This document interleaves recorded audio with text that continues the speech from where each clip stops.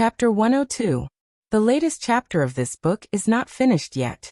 For more exciting content, please scan the QR code below to download the app. Novels are updated faster. Millions of novels are free to read. Novels with content that can't be found on the internet are all available here. Steward Joe said. I thought about it last night, and felt that the request I made to little brother Xiao was too much. As the saying goes, the master can show you the way, but the cultivation depends on the person. Whether my master can pass the provincial level examination or not depends on his own luck. However, we sincerely want to ask little brother Xiao for advice.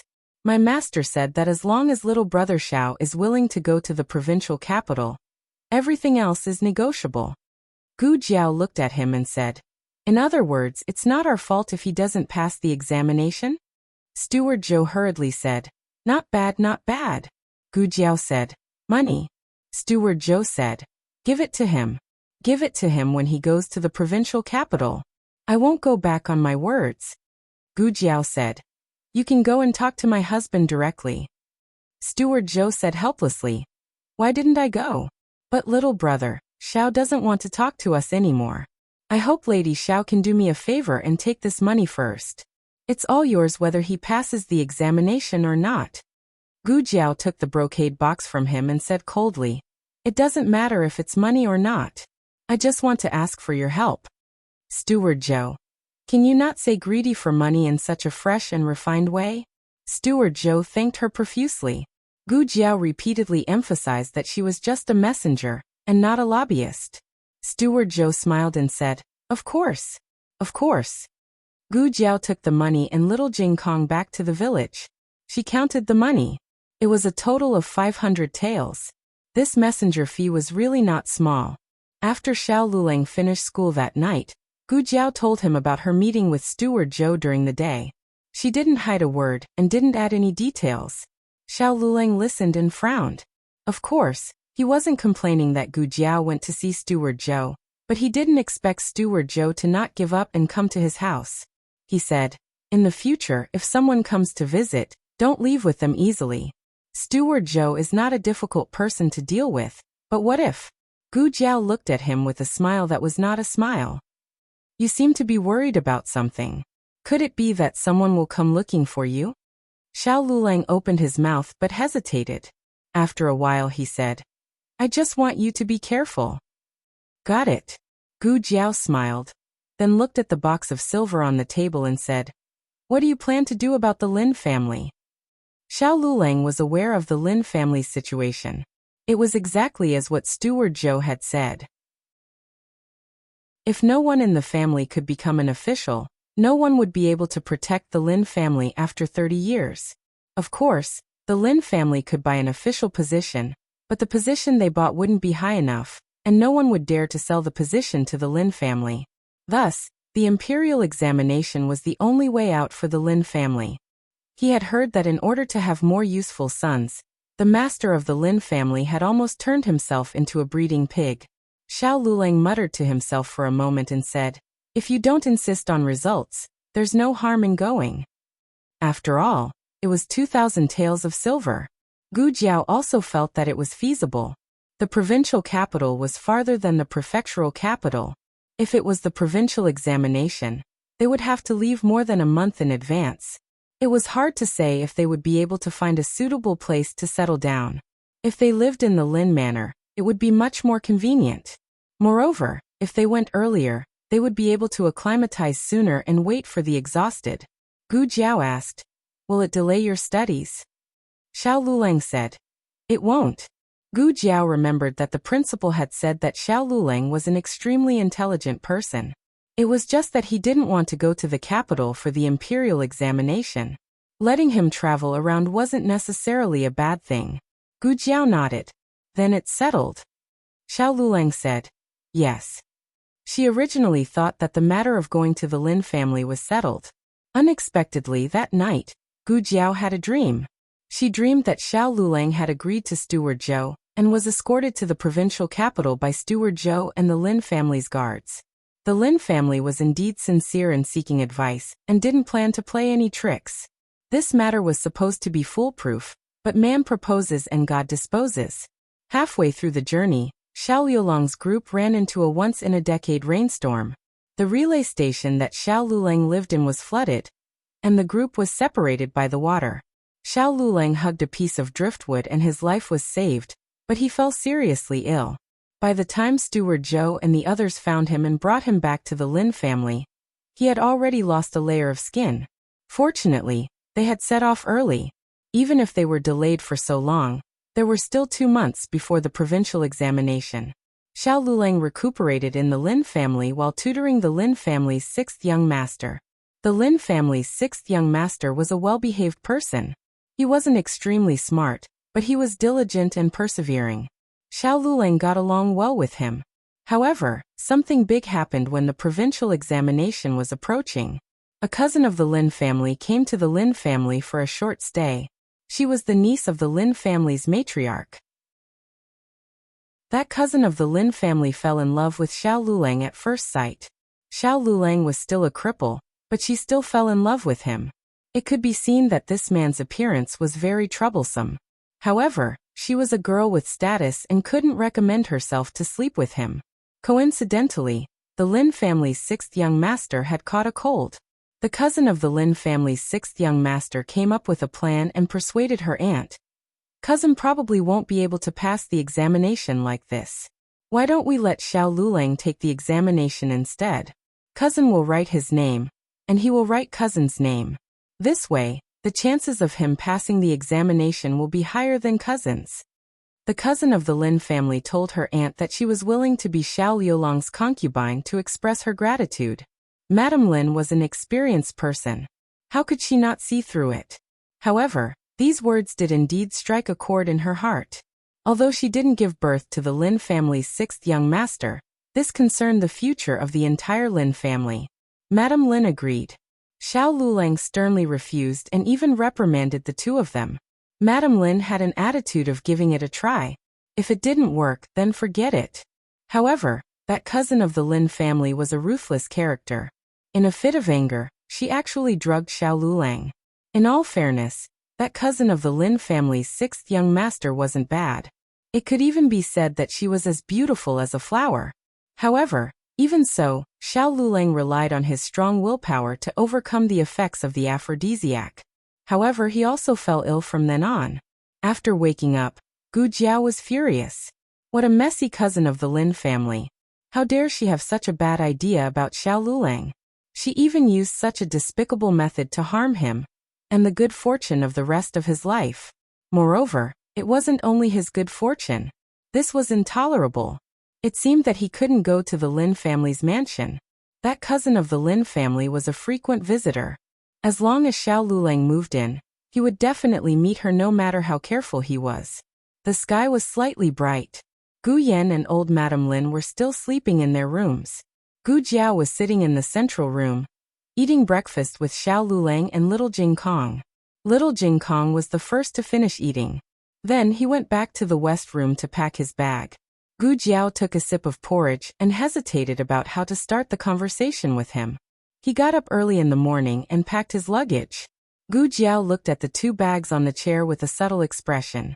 Well, she said calmly, I've thought about the Lin family's matter. Do you want to reconsider it? What's wrong? Xiao Lulang looked at her confusedly.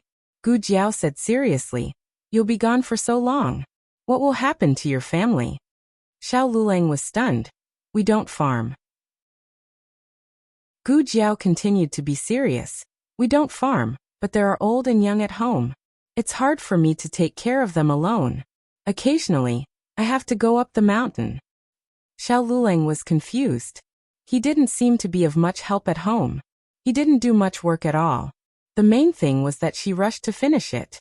Logically speaking, she should be more relaxed when he wasn't at home. Gu Jiao. I can't always trouble Xuaning Xiang. Xiao Lulang. How about hiring a maid? The family could afford to hire a maid now. He was a man, so it wasn't convenient for him to live under the same roof. But if he wasn't there would be no need to avoid arousing suspicion. Gu Jiao. I'm not used to strangers living in my house. This still couldn't convince Xiao Lulang. After all, She was the one who expressed her desire for him to go to the provincial capital yesterday. Gu Jiao also understood, so she gave him another dose of medicine. Also, I heard from Gu Yan that there are many beautiful daughters in the Lin family. Who knows if you will flirt with flowers and grass when you go there? Find me a few sisters. Gu Yan was the young master of the Marquis's household. He was well informed, so it wasn't surprising that he had heard about the Lin family. Moreover, Xiao Lulang wouldn't ask Gu Yan to confirm if he had instilled any strange thoughts in his sister. Xiao Lulang looked deeply at Gu Jiao. So you're jealous? Gu Jiao. Can I say no? Xiao Lulang scooped a spoonful of millet porridge. I know I won't go. No way. So easy to talk to? Gu Jiao glanced at him. I just mentioned it casually. The decision is up to you. It's 2,000 taels of silver. Don't you feel the pinch? Xiao Lulang said lightly. It seems like you feel the pinch. Gu Jiao was embarrassed. Is it that obvious? Then she said without changing her expression. Actually, it doesn't matter if it's money or not. The main thing is to save a determined young man. Forget it, it's useless to talk about it now. If he didn't go to the Lin family, how could he earn the money? Xiao Lulang looked at her and pretended as if nothing had happened. He probably didn't know that his little mouth was pouting so hard that it could hang a pot of oil. Xiao Lulang and little Jing Kong went to town. He first sent little Jing Kong to the private school, then went to Tianxiang Academy. Steward Zhou had been waiting for a long time. When he saw Xiao Lulang, he greeted him with a smile. Scholar Xiao, what's your decision? Xiao Lulang said lightly. I can teach your son, but I have a condition. Steward Zhou was overjoyed. Don't mention a condition. Even 10 conditions will do. Xiao Lulang said. I won't go to the provincial capital. If your son really wants to teach, let him come here. I'll arrange for him to enter the academy and sit with me. Steward Zhou opened his mouth. This, how about I add some money? Xiao Lulang said lightly. It's useless even if you add money. If he comes, I'll teach him. If he can't come, I'll find someone else. Digression, Beauty Xiao. What should I do if my wife is jealous? I'm waiting online, it's urgent. I mainly want to show off to you guys. The latest chapter of this book is not finished yet. For more exciting content, please scan the QR code below to download the app. Novels are updated faster and more complete. Millions of novels are free to read. Novels with content that can't be found on the internet are all available here. https://www.zhhbqg.com/89642_8964286/115451113. HTML Genius memorized the website address in 1 second. www.zhhbqg.com Bikuga mobile reading website. zhhbqg.com. Chapter 103. The latest chapter of this book is not finished yet. For more exciting content, please scan the QR code below to download the app. Novels are updated even faster. Millions of novels are free to read. Novels with content that can't be found online are all available here. Not long after Xiao Lulang left, Marquis Gu came looking for her. He came behind Madame Yao's back, mainly because he was worried about Gu Yan. He always felt that this kind of remote place would spoil his precious son, so he hoped to bring Gu Yan back. The one who opened the door was Gu Yan. When Gu Yan saw his father, he quickly closed the door. Marquis Gu was so angry that he stomped his feet, but the door didn't open even when he shouted. When he finally got to the back door, Gu Yan had already bolted the door in his room. Marquis Gu, who was so angry that his teeth were chattering. The little chicks hadn't started their day's activities and were quietly locked in the chicken coop. Marquis Gu found Gu Jiao, who was busy in the backyard, and pointed at the tightly shut door. You don't care about him. Gu Jiao looked at him as if she was looking at an idiot, her eyes direct and cold. Ignoring him, she took out a shining axe from the woodshed. Marquis Gu gasped, You. What are you doing? Are you planning to kill? Before he could finish, he heard a loud crash. Gu Jiao had split a piece of wood in half. The wood was split into 2 halves. The cut was complete and the force was even. With one look he could tell that she was an expert in chopping people. No chopping firewood. Marquis Gu swallowed his saliva and found his voice after a while.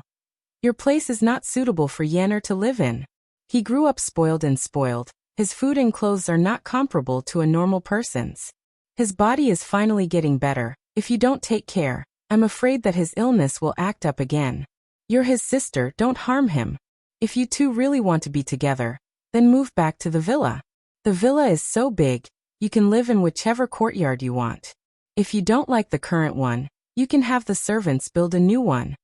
He swore that this was the most sincere and earnest words he had ever said to this girl.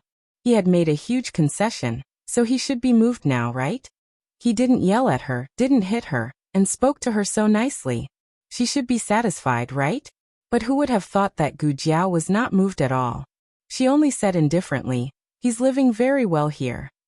Marquis Gu said angrily, look at this poor place. How could he possibly live well? Gu Jiao chopped down with her axe. The manner of the Marquis and the manor are so good. How did he recover from his illness all these years? Marquis Gu was rendered speechless.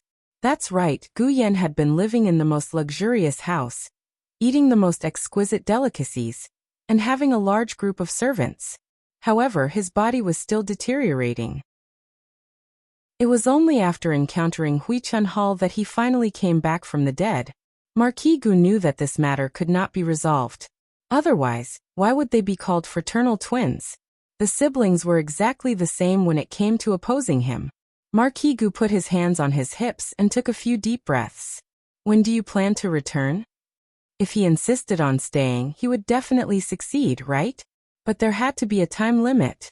Consort Shu was urging him. He had to bring people back to the capital by June at the latest. He could not allow the siblings to continue messing around.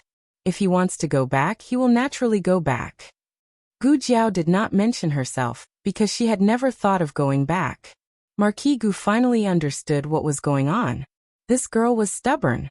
Was she going to go against him to the end? Forget it, forget it. He would let Yaosher deal with this matter later. If she spoke, it would be easier to accept fraternal twins. Marquis Gu remembered his second reason for coming here. It's fine if you don't go back with me for now, but you must separate from that little cripple. Gu Jiao's chopping motion paused. Marquis Gu said, while the two of you have not consummated your marriage, you are still a virgin. When you return to the capital, say that you have never married. I will find you a good marriage. Dong. Gu Jiao chopped the axe into the wood. If he urged her to return to the capital with Gu Yan, she could still reluctantly treat it as a fart. But to ask her to separate from Xiao Lulang was too much. What kind of dogfather would inquire about whether his daughter had consummated her marriage? Gu Jiao had actually misunderstood Marquis Gu. He only knew that she had the chastity mark on her face. But this was not important anymore. Gu Jiao was already angry. Marquis Gu was still prattling on, even listing a long list of famous young masters in the capital.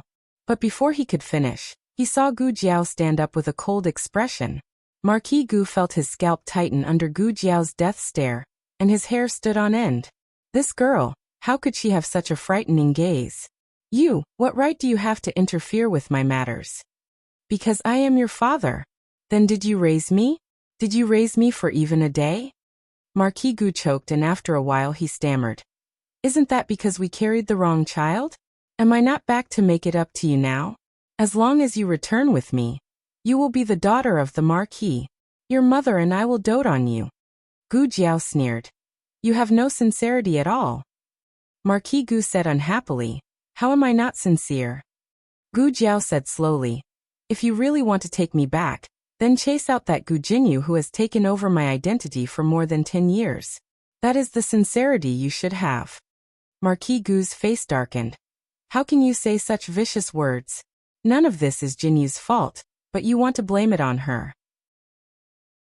To think that she keeps speaking up for you, saying that her illness is not because you bullied her. But look at yourself. How are you an elder sister? Gu Jiao said indifferently. I don't have a younger sister. You. Marquis Gu thought of how Jinyu always called her elder sister affectionately. Looking at this girl again, he felt that there was nothing good about her and was thoroughly disappointing. I will not chase Jinyu away. Stop dreaming. Ha, who cares? Gu Jiao chased him out and slammed the door shut. Huang Zhong was waiting at the entrance of the village for his marquis not to come, thinking that he might have ruined something again. He was about to go look for him when he saw his marquis coming over with his hand covering his nose. "Marquis, what's wrong?" he asked worriedly. Marquis Gu put down his hand covering his nose. Huang Zhong was stunned. You were beaten again? Why was his nose bleeding? And his nose was swollen? Isn't it because that girl slammed the door too quickly? He wanted to step in but was slammed out by the door, and his nose was almost knocked crooked. Huang Zhong sighed. "Can't you not make eldest miss angry?" Marquis Gu glared at him. "What do you mean I made her angry?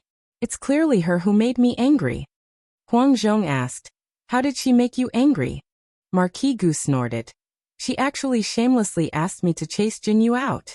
Why is she so petty that she can't even tolerate a younger sister? Did Jinyu say anything when he found out that he had an elder sister?"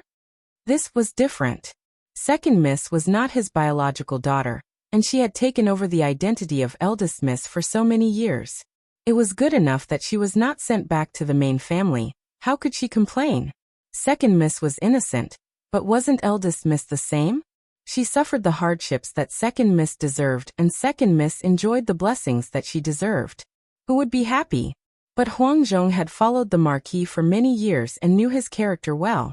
He was extremely rebellious in his bones, and was amenable to coaxing but not coercion. The more he was not allowed to do something, the more he would do it to the end.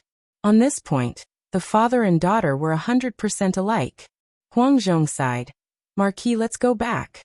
Marquis Gu's gaze was dangerous. "The matter has not been settled. How can I go back?" Huang Zhong was speechless.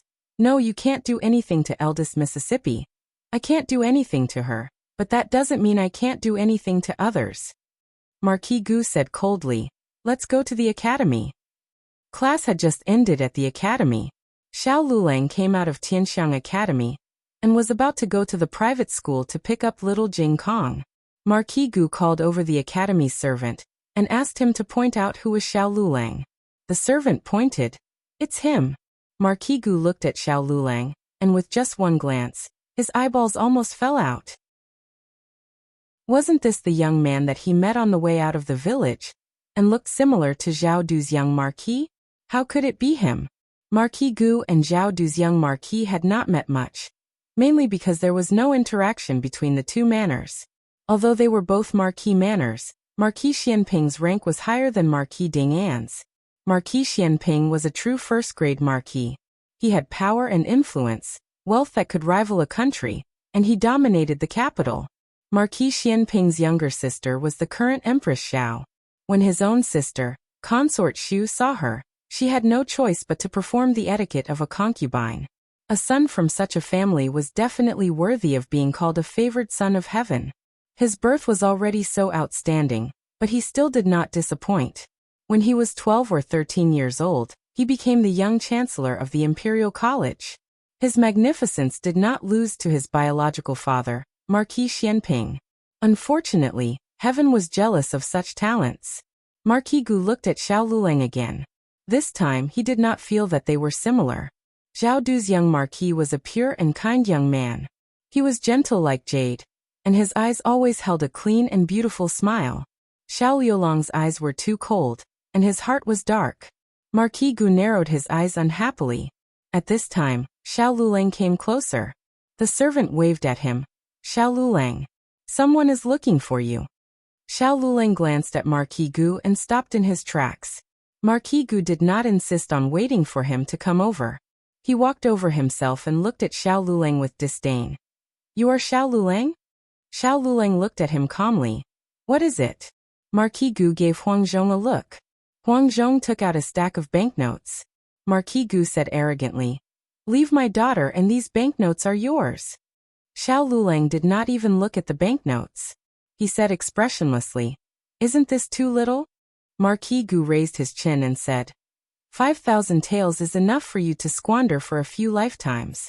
You can also marry a few beauties and live a carefree life for the rest of your life. Don't think that your future is limitless just because you took the first 2 exams. I have seen many people like you, but not many of them can really make it to the court examination. If you are unlucky, you will fail the provincial examination. How much effort did the aristocratic families spend to raise their children? There was no lack of intelligent and diligent students among them. How could these poor students compare to them? Even if they were lucky enough to enter the capital, did they really think they could make a name for themselves? Perhaps the provincial examination was still a competition of strength, but the higher you went, the more influence you had. Every year, the top 3 were born from the candidates of the major powers in the capital. How much of this was due to the emperor's helplessness, and how much of it was due to unspeakable political struggles? This was something that Xiao Lulang and the other poor and pedantic bookworms could never imagine. Studying could turn a group of small shrimps into small fish, but it was impossible for a carp to leap over the dragon's gate. Marquis Gu looked at Xiao Lulang and said, "People are destined to be rich and poor from birth. You are not fit to be my son-in-law. Know your place and take these banknotes and disappear from my sight. If you think it is too little, I can add a bit more for you." Huang Zhong. Huang Zhong took out another 1,000 taels of banknotes. Xiao Lulang smiled coldly. "Marquis Gu, have you forgotten something?" "What?" Marquis Gu asked. Xiao Liulang's lips curled. "She is still not your daughter." Heart-wrenching. Marquis Gu's arrogance froze. Xiao Lulang lightly mocked. "If you are referring to the daughter you already have, then there is no need. I have no interest in the daughter you have raised by your side since childhood. Even if you give me 5,000 taels of gold, I won't even look at her." What kind of disdainful tone was this? Wasn't this brat too arrogant? Did he know how many people in the capital wanted to marry Jinyu? They were all young masters who were thousands of times more outstanding than him. No, now was not the time to be angry about this. He had almost been led astray by this brat. Marquis Gu clenched his fists, planning to teach this brat a lesson. Huang Zhong, Huang Zhong. Where was he? Where did he die to? Marquis Gu turned around, wanting to see where Huang Zhong went. But suddenly, a slender hand reached out from behind him, grabbing his collar and dragging him into a side alley. Half an hour later, Gu Jiao calmly walked out of the alley. Xiao Lulang looked at her strangely. She clapped her hands, revealing a gentle smile. "Sorry for making you wait. We have finished communicating. He won't bother you anymore." Marquis Gu, who had been communicated, sat in the corner of the alley like a puppet with its strings cut. His body that had lost consciousness from the pain helplessly leaned against the wall. Beside him, Huang Zhong had also become a soulless puppet. Both of them had lifeless expressions. Their faces were bruised and swollen. Their noses were crooked and their mouths were slanted. It was a tragic sight. The latest chapter of this book is not finished yet. For more exciting content, please scan the QR code below to download the app. Novels are updated at a faster rate. Millions of novels to read for free. Novels with connotations that can't be found online are all available here. https://www.zhhbqg.com/89642_8964286/115447491. HTML Genius memorized this website's address in 1 second. www.zhhbqg.com Bikugo mobile reading website. zhhbqg.com. Chapter 104. The latest chapter of this book is not finished yet. For more exciting content, please scan the QR code below to download the app. Novels are updated at a faster rate. Millions of novels are free to read. Novels with content that can't be found online are available here. It was already late at night when Marquis Gu and Huang Zhong limped back to the villa. They wanted to go back earlier, but they couldn't move for a few hours. Gu Jinyu saw the two of them covered in injuries and wondered, "Father, bodyguard Huang, what happened to you?" Marquis Gu was too ashamed to tell the truth, so he said sullenly, "We had a car accident." Gu Jinyu was stunned. What happened to the carriage? Why was there a car accident? Marquis Gu glanced at Huang Zhong. Huang Zhong drove under the influence. Huang Zhong. He was in the house, but trouble fell from the sky. Gu Jinyu frowned. Bodyguard Huang. Why did you drink? Huang Zhong glanced at Marquis Gu. Marquis Gu asked me to drink. Marquis Gu. It was the end of April and Tianxiang Academy's holidays were coming. Gu Xiaoshan, who had stayed in the dormitory for many days, could finally go home. Even though he wasn't in the village, he was very clear about what was happening at home. To be exact, as long as little Jingkong knew about it, he knew about it too. The main reason was that after little Jingkong went to the private school, the three of them would have lunch together every day. Little Jingkong's private school provided lunch, but there was lard in the food, so little Jingkong couldn't eat it. Xiao Lulang could only bring him out to eat. They were all younger brothers, so there was no reason to bring only one. Little Jingkong was a quiet child in the private school, but in front of Gu Xiaoshan, he immediately turned into a loudspeaker and told him everything that happened at home. When he first heard that Gu Jiao had carried the wrong child, Gu Xiaoshan was shocked beyond words. When he heard that the young master of the Marquis Gu's residence directly moved into the house, Gu Xiaoshan was so shocked that his head almost fell off. Little Jingkong was obviously displeased with Gu Yan, who suddenly appeared at home to compete with him for favor. His tone was full of helplessness. However, it's not like there's nothing to be happy about. You have your own room now. You can live at home in the future. Gu Xiaoshan quickly became happy. No, he had been quite happy. Gu Xiaoshan was not a child who knew how to fight for favor. His mind was neither sensitive nor meticulous. He simply could not react when others were jealous of him. Perhaps it had something to do with the environment he grew up in. He had always been the one who was neglected by his family. His heart gradually became numb, and he did not develop the possessiveness of little Jingkong and Gu Yan. Because of this, little Jingkong was very receptive to Gu Xiaoshan. After arriving home, Gu Xiaoshan met Gu Yan. Wow! Little Jingkong had been complaining about Gu Yan for the past few days. He had never said that Gu Yan was so good-looking. Gu Xiaoshan was stunned. With Gu Xiaoshuan's silly look, it was obvious that he was not someone who could compete with him. Gu Yan had a judgment in his heart. He was not so repulsed by Gu Xiaoshan. Although he was jealous of Gu Xiaoshan growing up with Gu Jiao, he was also grateful that he had accompanied Gu Jiao during her most lonely days. He had even been beaten up for Gu Jiao. This was a strong friendship. Gu Yan patted Gu Xiaoshuan's shoulder very loyally. Before he could say from now on we are brothers, he felt his palm go numb. Damn it. Was this silly guy's shoulder made of iron? It was so hard. The pampered baby Gu's palms immediately turned red. Gu Jiao went to get water. Jiao Jiao. I'll go too. Little Jingkong immediately took out his small carrying pole and small wooden bucket. He carried them and went to get water with Gu Jiao. Gu Yan also wanted to go. In fact, he could only carry little Jingkong's small carrying pole and small wooden bucket. But that was too embarrassing, wasn't it? Gu Yan tried to grab the wooden bucket next to the water tank with both hands, but he could not grab it for a long time. Gu Xiaoshan said, I'll do it. Gu Yan asked, You'll help me get water? Gu Xiaoshan thought, I just want a bucket to get water myself. But since you said so, I'll do it. Gu Xiaoshan helped Gu Yan to get water. He grew up being ordered around by Mrs. Lu.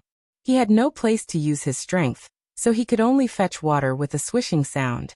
Gu Yan watched as Gu Xiaoshan poured buckets after buckets of water into the vat, and the corners of her lips curled up in satisfaction. Gu Xiaoshan helped him to get water. It was his.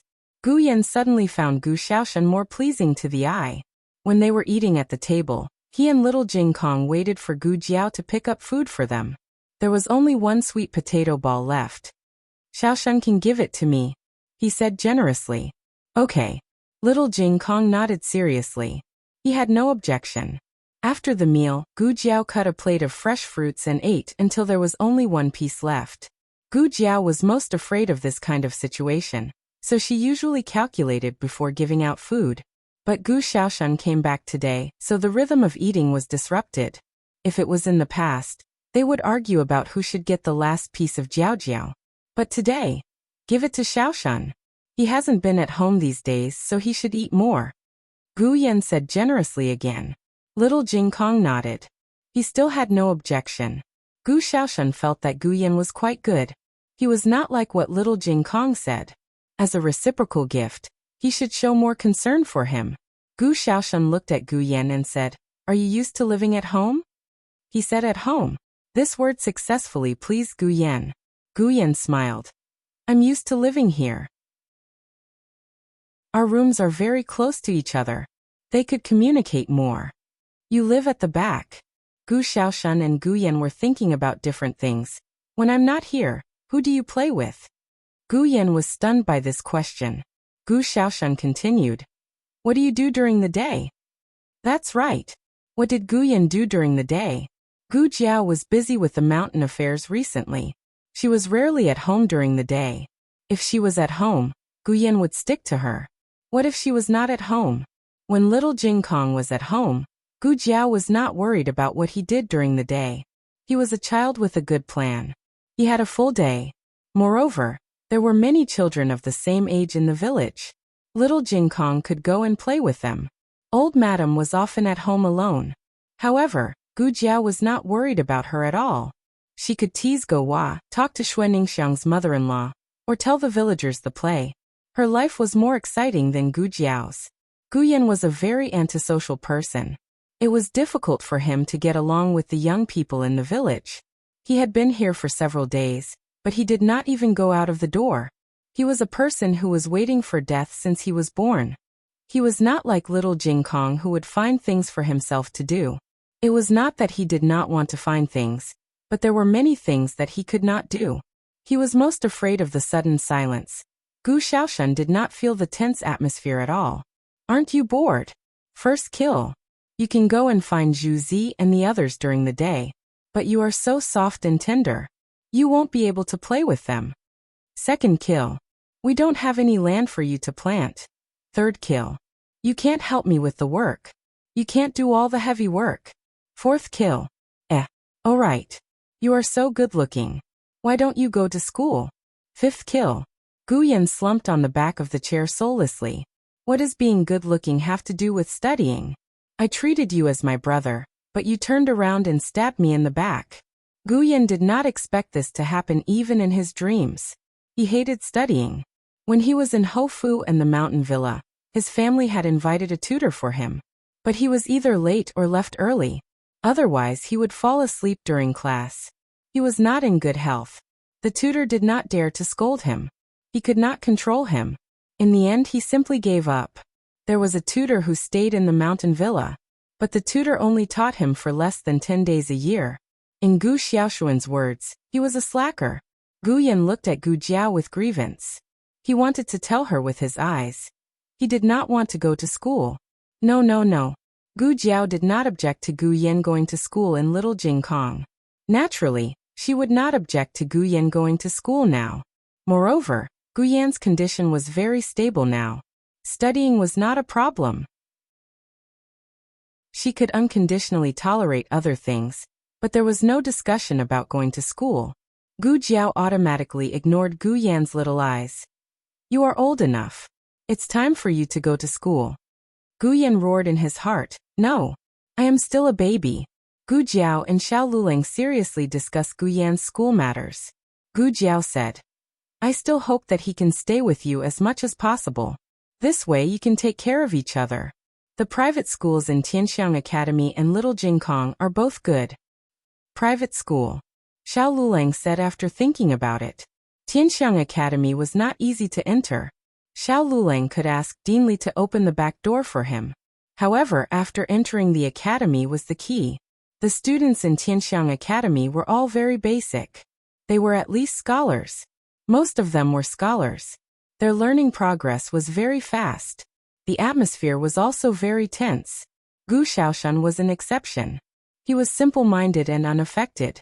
However, Gu Yan was not necessarily so. Gu Jiao also preferred private school.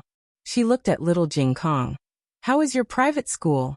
Little Jing Kong said with a serious face. "It's very good. The teachers are both virtuous and talented. Their lectures are very exciting." The teachers who wished they could be scolded by Little Jing Kong 3 to 5 times a day. The overall standard of the private school was not as high as Tianxiang Academy. However, at the same time, the learning pressure was not as great as Tianxiang Academy. It was suitable for Gu Yan who could not survive in a high-pressure environment. Gu Jiao felt that this arrangement was perfect. What do you think? Gu Jiao looked at Gu Yan and asked. Can I refuse? Baby Gu asked weakly. If Marquis Gu arranged for him to study, he would have torn up all the old man's antique paintings. However, he could not be angry with Gu Jiao. He loved her so much. How could he be angry with her? Gu Jiao thought for a while and nodded. Then let's change the question. Will I send you to school tomorrow, or will your brother-in-law send you to school? Baby Gu. You send me to school? There seemed to be something wrong. The latest chapter of this book is not finished yet. For more exciting content, please scan the QR code below to download the app. Novels are updated faster. Millions of novels are free to read. Novels with content that cannot be found on the internet are available here. https://www.zhbqg.com/89642_8964226/115411420. HTML Genius memorized the website's address. www.zhbqg.com Bkuj mobile reading website. zhbqg.com. Chapter 105. The latest chapter of this book is not finished yet. For more exciting content, please scan the QR code below to download the app. The novel will be updated at a faster rate. Millions of novels will be read for free. There are all kinds of novels that can't be found online. Gu Jiao made a school bag for Gu Yan overnight. At dawn the next day, Gu Yan was packed up by his sister and sent to Luo Dazhuang's bullock cart. Xiao Lulang asked Gu Xiaoshan to go to the academy to ask for an hour's leave for him. Then he and Gu Jiao sent Gu Yan and little Jingkong to the private school. Xiao Lulang paid the money and went through the admission procedures. Little Jingkong asked Gu Yan, who was waiting in the corridor, "Which class do you think you will be in?" Gu Yan snorted with a cold face. "Anyway, I won't be in the same class as you." Little Jingkong studied elementary school. Gu Yan was already 14 years old. Of course, it was impossible for him to enter the elementary school class. He was assigned to Teacher Chang's class. The students in the class were about his age and had some foundation in the 4 books and 5 classics. Gu Yan was somewhat satisfied with the assignment. However, before he could sit down, Teacher Chang brought in another new student. There was an empty seat beside Gu Yan. Teacher Chang let the new student sit beside Gu Yan. Gu Yan looked at the 3-headed little monk beside him. His eyes widened. Why are you in this class?" Little Jingkong spread his hands. "I skipped a grade." Gu Yan. How could this work? Gu Yan's days began. He couldn't lose to a little monk, especially a little monk who was competing with him for favor. If the little monk could skip a grade, then so could he. Gu Yan, who had been eating and waiting for death, became serious for the first time. The 2 secret guards were confused. They had been assigned by the old Marquis to stay by the little young master's side for several years.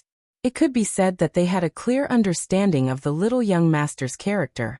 But why did the little young master seem to have changed into a different person after acknowledging his sister? Can you believe that he has actually started studying?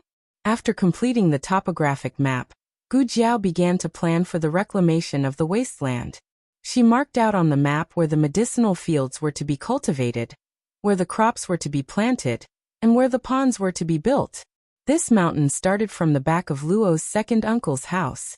It was shaped like a small mountain range, with 1 big mountain top and 4 small mountain tops. Halfway up the first small mountain top, there was an open space. What should we do with that empty space? Ever since Marquis Gu's threat to divorce the 2 failed, he did not come again. Instead, it was Yao Shi who came a few times. Each time, she would bring some pastries that she had personally made. The old lady liked it very much. Yao Shi also brought a few sets of clothes that she had personally made for Gu Jiao. She knew that Gu Jiao needed to work, so her sleeping clothes were made of the finest silk. Her daytime clothes were mostly made of durable cotton. Nurse Fong did not quite understand her actions. Since eldest young miss is living a hard life, just give her more money. Why make clothes that even the maidservants would wear? Yao Shi only smiled when she heard this. Jiao Jiao does not need my money. Yao Shi had spent her entire life in the inner residence, living a life of dependence on men.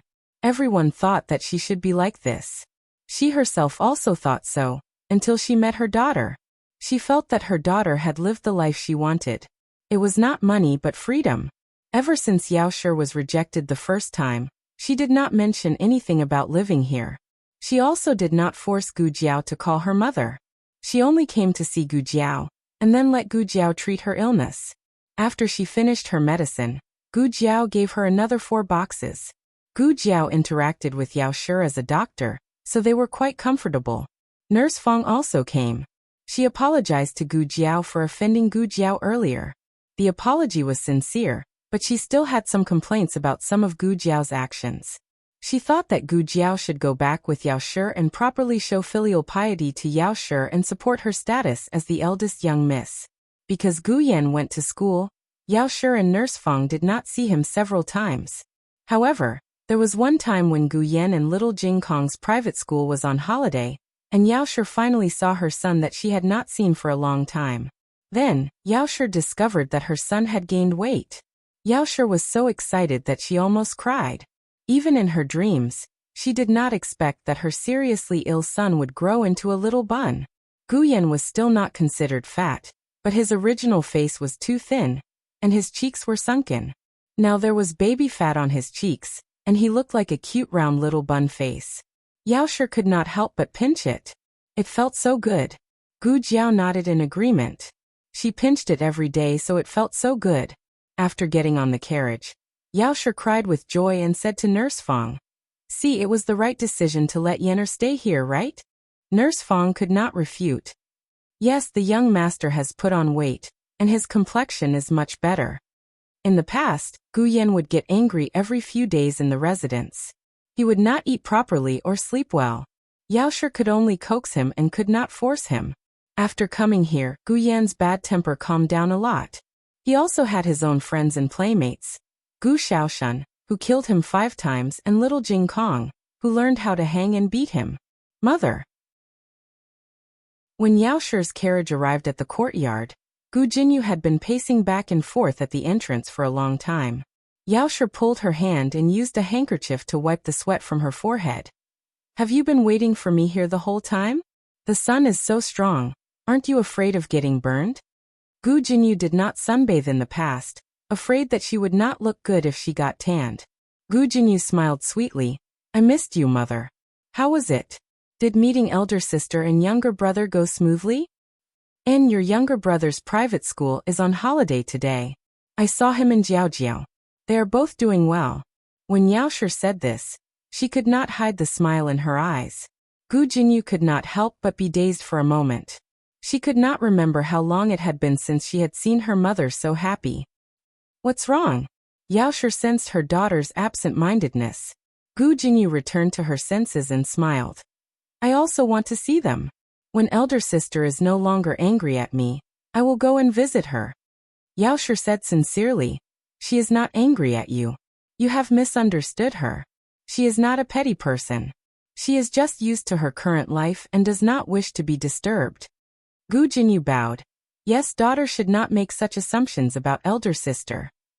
Yao Shi smiled and let go of her hand to enter the room. Gu Jinyu's eyes flickered and she followed. "Madam, the clothes for young miss have been dried." A young servant girl walked over with a set of soft silk pajamas. Gu Jinyu smiled in surprise and reached out to take the pajamas. "Is this for me?"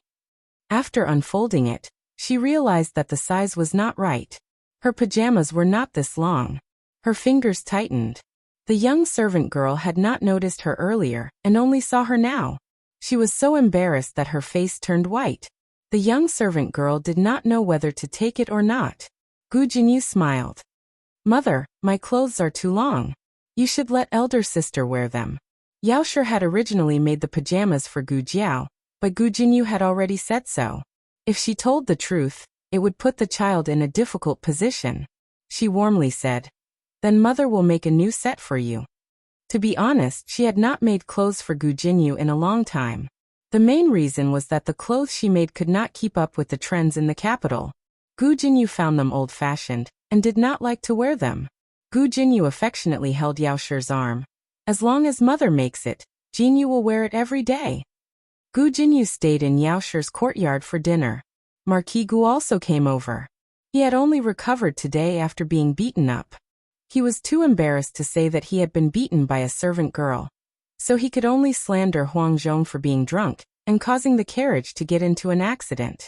After dinner, Gu Jinyu had the servant girl carry a large box over.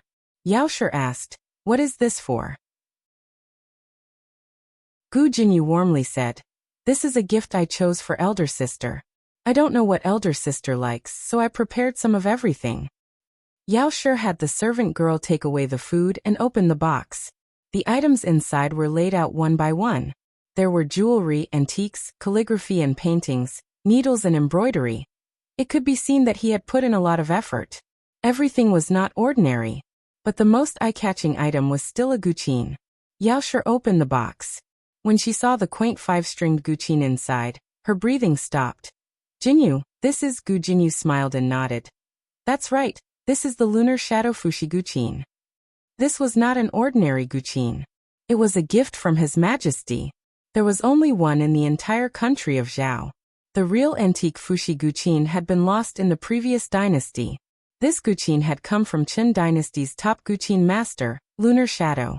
It was the most successful imitation of the Fushi guqin to date, so it was also called the Lunar Shadow Fushi guqin. Gu Jinyu had once played the guqin in Imperial Concubine Shu's palace, and had been heard by His Majesty. His Majesty praised her skill in the guqin, second only to the future wife of the third prince. The future wife of the third prince was the most talented woman in the country of Zhao. She had studied the guqin for 17 years, and had lived longer than Gu Jinyu.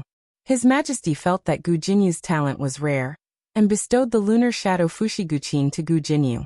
Yao Shi felt that this was inappropriate. How can you give such a valuable thing to someone else? Gu Jinyu smiled sweetly. "It's fine." His Majesty said that if he gave it to me, it's mine. I can do whatever I want with it. Yao Shi shook her head. "What I mean is that it's too valuable." Marquis Gu was in complete agreement. "That's right. Also, that girl, ahem, your elder sister doesn't know the guqin. Wasn't giving it to her for nothing? What a waste." Gu Jinyu hugged the guqin in his arms and lowered his eyes in grievance. "But this is the best thing that Jinyu can offer. Jinyu likes sister and wants to make it up to sister. Jinyu can't wait to give sister my life. What's a mere guqin worth?" Yao Shi tucked a few strands of hair behind her ear and sighed. "Silly child." In the end, Yao Shi did not want the guqin. She kept everything else and would give it to Jiao Jiao another day. If Jiao Jiao liked it, she could keep it. If not, she would bring it back. Gu Jinyu hugged the guqin and returned to her courtyard. Marquis Gu caught up to her and solemnly said, "Don't do this kind of thing in the future." "What?" Gu Jinyu looked at her father in confusion. Marquis Gu glanced at the guqin in her arms and said, "Aren't you afraid that your mother would really accept it?"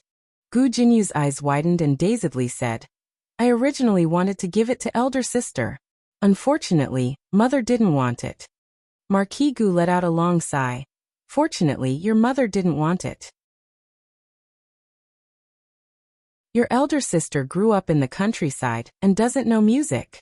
She only knows how to make rice, oil, salt, soy sauce, vinegar, and tea. Giving something like this to her is a waste." Gu Jinyu's eyes were sincere as she said, "If elder sister is willing, I can teach elder sister." Marquis Gu snorted coldly. "That depends on whether she appreciates it. All right, keep the Lunar Shadow Fushi guqin well. Don't take it out and give it away casually." Gu Jinyu lowered her eyes. No one could make a better imitation of the Fushi guqin. She never intended to give it away. The private school was on holiday, but Tianxiang Academy wasn't. Gu Jiao was cooking dinner in the kitchen. She calculated that Xiao Lulang and Gu Xiaoshan should be arriving at the entrance of the village, so she started to cook the last dish. "Jiao Jiao Jiao Jiao, my abacus is missing." Little Jing Kong ran into the kitchen helplessly. Gu Jiao filled the pot with water and covered it with a lid. "Don't worry, I'll help you look for it." Little Jing Kong brought back many things from the temple. Gu Jiao placed them in 2 large boxes for him. Although he was a child, Gu Jiao still respected his privacy and wouldn't touch his things. His boxes were very messy and had all sorts of things. Which box is it in? Gu Jiao asked. This one. No, it seems to be this one. Although little Jing Kong was a very well-planned child, he was still not very good at organizing things. Gu Jiao rummaged through the box on the left, and soon found a shiny golden abacus. It was made of pure gold. Gu Jiao asked in a daze, "It's this?" "Yes." Little Jing Kong nodded his head like he was pounding garlic. Gu Jiao asked, "Who gave it to you?" "Master." Little Jing Kong took the abacus and started tapping it. He had an abacus lesson today, so he had to revise. Was his master so rich? He actually gave him a golden abacus? Gu Jiao couldn't help but ask, "Do you know that it's made of gold?" Little Jing Kong nodded. "Yes, I know. Master has many abacuses, so I specially picked this one." "Why?" "It's beautiful." Gu Jiao didn't know what to say. Gu Jiao put the things on the ground into the abacus one by one. When she picked up a big object wrapped in a rag, she suddenly heard the sound of a string. Gu Jiao opened it and found that it was a guqin. It was very shabby and didn't even have a case, but the sound was good. The sound just now was very pleasant. Gu Jiao plucked it again. The sound was really good. Little Jing Kong looked at Gu Jiao. "Oh, Jiao Jiao, do you know how to play the guqin?" Gu Jiao didn't answer his question but asked him, "Do you know how to play?" Little Jing Kong thought seriously, "I know a little, but I don't like it." Gu Jiao didn't understand. "Why is there a guqin if you don't like it?" Little Jing Kong sighed like a little adult. "Sigh, it's a gift from Master. The things inside were all given by him." Gu Jiao found that there was a blackened spot on the upper right corner of the guqin. Little Jing Kong explained, "There was a time when there was no more firewood, so Master threw the guqin in to burn it. But it didn't burn for a long time, so he took it out again." Gu Jiao was stunned. Even if it was a broken guqin, it shouldn't be used as firewood to burn it, right? "What kind of master did you have?" Little Jing Kong said. "Jiao Jiao, if you like it, I'll give it to you." Gu Jiao stroked the guqin in her hand and inadvertently glanced at the two words engraved on the bottom of the guqin, Fushi. Digression, invisible little nouveau riche, little Jing Kongo, asterisk. Oh, the latest chapter of this book is not finished yet. For more exciting content, please scan the QR code below to download the app. The novel will be updated more quickly. Millions of novels will be read for free. All the novels that can't be found on the internet can be found here. https://www.zhbqg.com/89642_8964286/115408760. HTML Genius memorized the website address in 1 second. www.zhbqg.com Bikugo mobile reading website. zhbqg.com.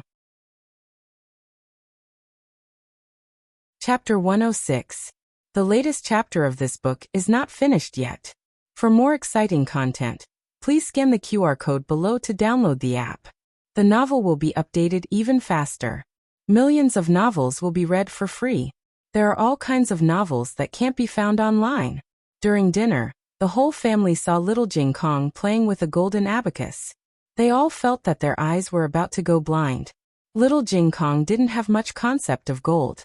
He only knew that copper coins and silver coins were the only two currencies that his family had ever used. As he said, he liked this golden abacus purely because it looked good. Gu Jiao thought, probably every child likes things that are made of gold and silver. Any bead on the golden abacus could be sold to feed the family for a year. However, they still had moral integrity. No matter how poor the family was, they wouldn't have any ideas about little Jing Kong's abacus. At night, Gu Jiao helped little Jing Kong organize all his things again. She found that other than the golden abacus, Buddhist scriptures, and other books, there were no other valuable things. They were all old and shabby things that didn't seem to be worth much. Gu Jiao breathed a sigh of relief. That's right. It's scary for a monk to have too much money, okay? It seemed that little Jing Kong's master doted on him very much. Even though he was very poor, little Jing Kong liked the golden abacus and spent all his money to make one for him. There were abacuses in the private school, so the students didn't need to bring their own. Therefore, little Jing Kong only took out the golden abacus when he was revising at home. He didn't bring it to the private school. It saved a lot of trouble. The next day, Xiao Lulang took the family's eldest child, second child, and third child to school as usual. Madame Yao brought Gu Jinyu's gifts to the house. As expected, Gu Jiao didn't accept any of them. Madame Yao didn't force her. Nanny Fong advised softly, "Madam, you should persuade eldest Mississippi. Although second Miss isn't her biological sister, she should accept the gifts." Nanny Fong wasn't speaking up for Gu Jinyu. She wasn't her biological sister, so she was already flattering her by giving her a look. However, there were times when people had to do things in front of everyone. Eldest Miss should have the bearing of a eldest Mississippi. Yao Shi, however, warmly said, "Jiao Jiao, as long as you're happy, that's good. In this world, there is no reason to force someone to accept someone else's good intentions." Nanny Fong sighed. After Yao Shi left, Gu Jiao went to town to order iron tools. Zhao country had strict control over iron and salt. Gu Jiao needed a lot of farm tools, so she had to go to the county government to register and get a permit. Gu Jiao went to the county government. The county magistrate personally received Gu Jiao. He asked with a smile, "Madam Xiao, why did you come to the yamen? But who in the village is restless?" His question stunned Gu Jiao. If he hadn't reminded her, Gu Jiao would have almost forgotten about those restless people in the village. When the Gu family was suppressed by Marquis Gu, Magistrate Lu was the first blade. He was the one who removed old Master Gu from his position as Li Zheng. Later on, he was the one who arranged for the grain delivery to Xiao Lulang. Of course, he didn't know Gu Jiao's identity. He only knew that she had some relationship with the Marquis family, and that she was Scholar Zhao's wife. Thus, he treated her with extra courtesy. "Madam Xiao, please forgive me for offending you at that time." He was talking about how he was ordered by Marquis Gu to put Gu Jiao and little Jing Kong in the prison carriage. Gu Jiao said, "It's okay. I came here today to make some iron tools. Is it convenient for Magistrate Lu to stamp them with your official seal?" Magistrate Lu hurriedly said, "It's convenient. It's convenient. How much does Madam Xiao want?" Gu Jiao reported the number. Magistrate Lu was shocked. "So much? Can I ask Madam Xiao what they are for?" Gu Jiao showed her land deed. "I bought a mountain and want to open up a wasteland." Magistrate Lu understood that opening up a wasteland was not a trivial matter. It required a lot of manpower and material resources, so it was not surprising that she needed so many farming tools. Generally speaking, this kind of document would take a few days to go through the process. However, because Magistrate Lu handled it personally, it didn't take long for Gu Jiao to finish it. Before leaving, Magistrate Lu smiled and said to Gu Jiao, "If you need anything from the yamen, please don't hesitate." Gu Jiao nodded slightly, thanked him and left. As soon as she stepped out of the gate of the county yamen, she saw the second boss running towards her, panting. Miss Gu, I finally found you. I went to the village just now. Your great-aunt said you came to the county yamen. Are you all right?" "I'm fine. I just want to buy some iron tools and stamp my official seal," Gu Jiao said and looked at him strangely. "But why did you go to the village so early in the morning?" The second boss rubbed his hands and didn't know what to say. Gu Jiao said, "Tell me, where is the patient?" Ahem. The second boss gestured for Gu Jiao to give him the document with the official seal. Gu Jiao gave it to him and he asked, "What kind of iron tools do you want? How much do you want?" Gu Jiao gave him the list. He gave it to the coachman and said, "Go to the blacksmith shop in a moment and get it done." Yes. The coachman took the document and list. "Let's talk inside the carriage," the second boss said to Gu Jiao. Gu Jiao got into the carriage with him. "Let's go to Huichun Hall first," the second boss ordered the coachman. The coachman obeyed and waved the whip to start the carriage. He took the two to the medical center first, and then to the blacksmith shop. The second boss wiped the sweat from his forehead and sighed.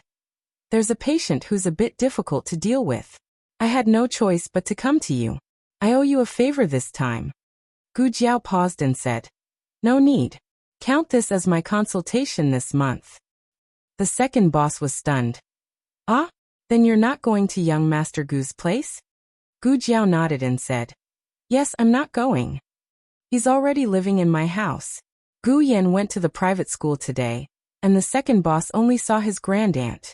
Naturally, he didn't know that Gu Yan had already moved into Gu Jiao's house. The second boss nodded thoughtfully. I see that young Master Gu's condition has improved greatly. It's fine if you don't go. You can go next month. Gu Jiao didn't say anything. After a while, they arrived at the medical center. When Gu Jiao entered the main hall, she understood why the second boss was in such a hurry to find her. The medical center had already been emptied of patients.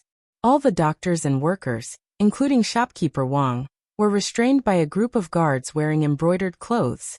The main hall was filled with a dangerous and quiet atmosphere. A young man in his early 20s with handsome eyebrows and cold facial features walked over. There was a treasured sword at his waist. He coldly glanced at the second boss, and also glanced at Gu Jiao from the corner of his eyes. However, he clearly didn't care about Gu Jiao.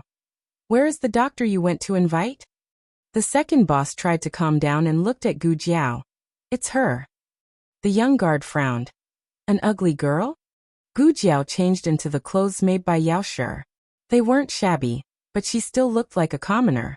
It was hard for people to connect her with a doctor who saved lives. Moreover, she was still so young. It's her. The second boss wiped away his cold sweat. She is the most skilled doctor in our rejuvenation hall. If even she can't cure him, then no one in town can. The young man looked at Gu Jiao with suspicion. She was a bit young, but she had a pair of eyes that could see through life and death. They were cold and emotionless.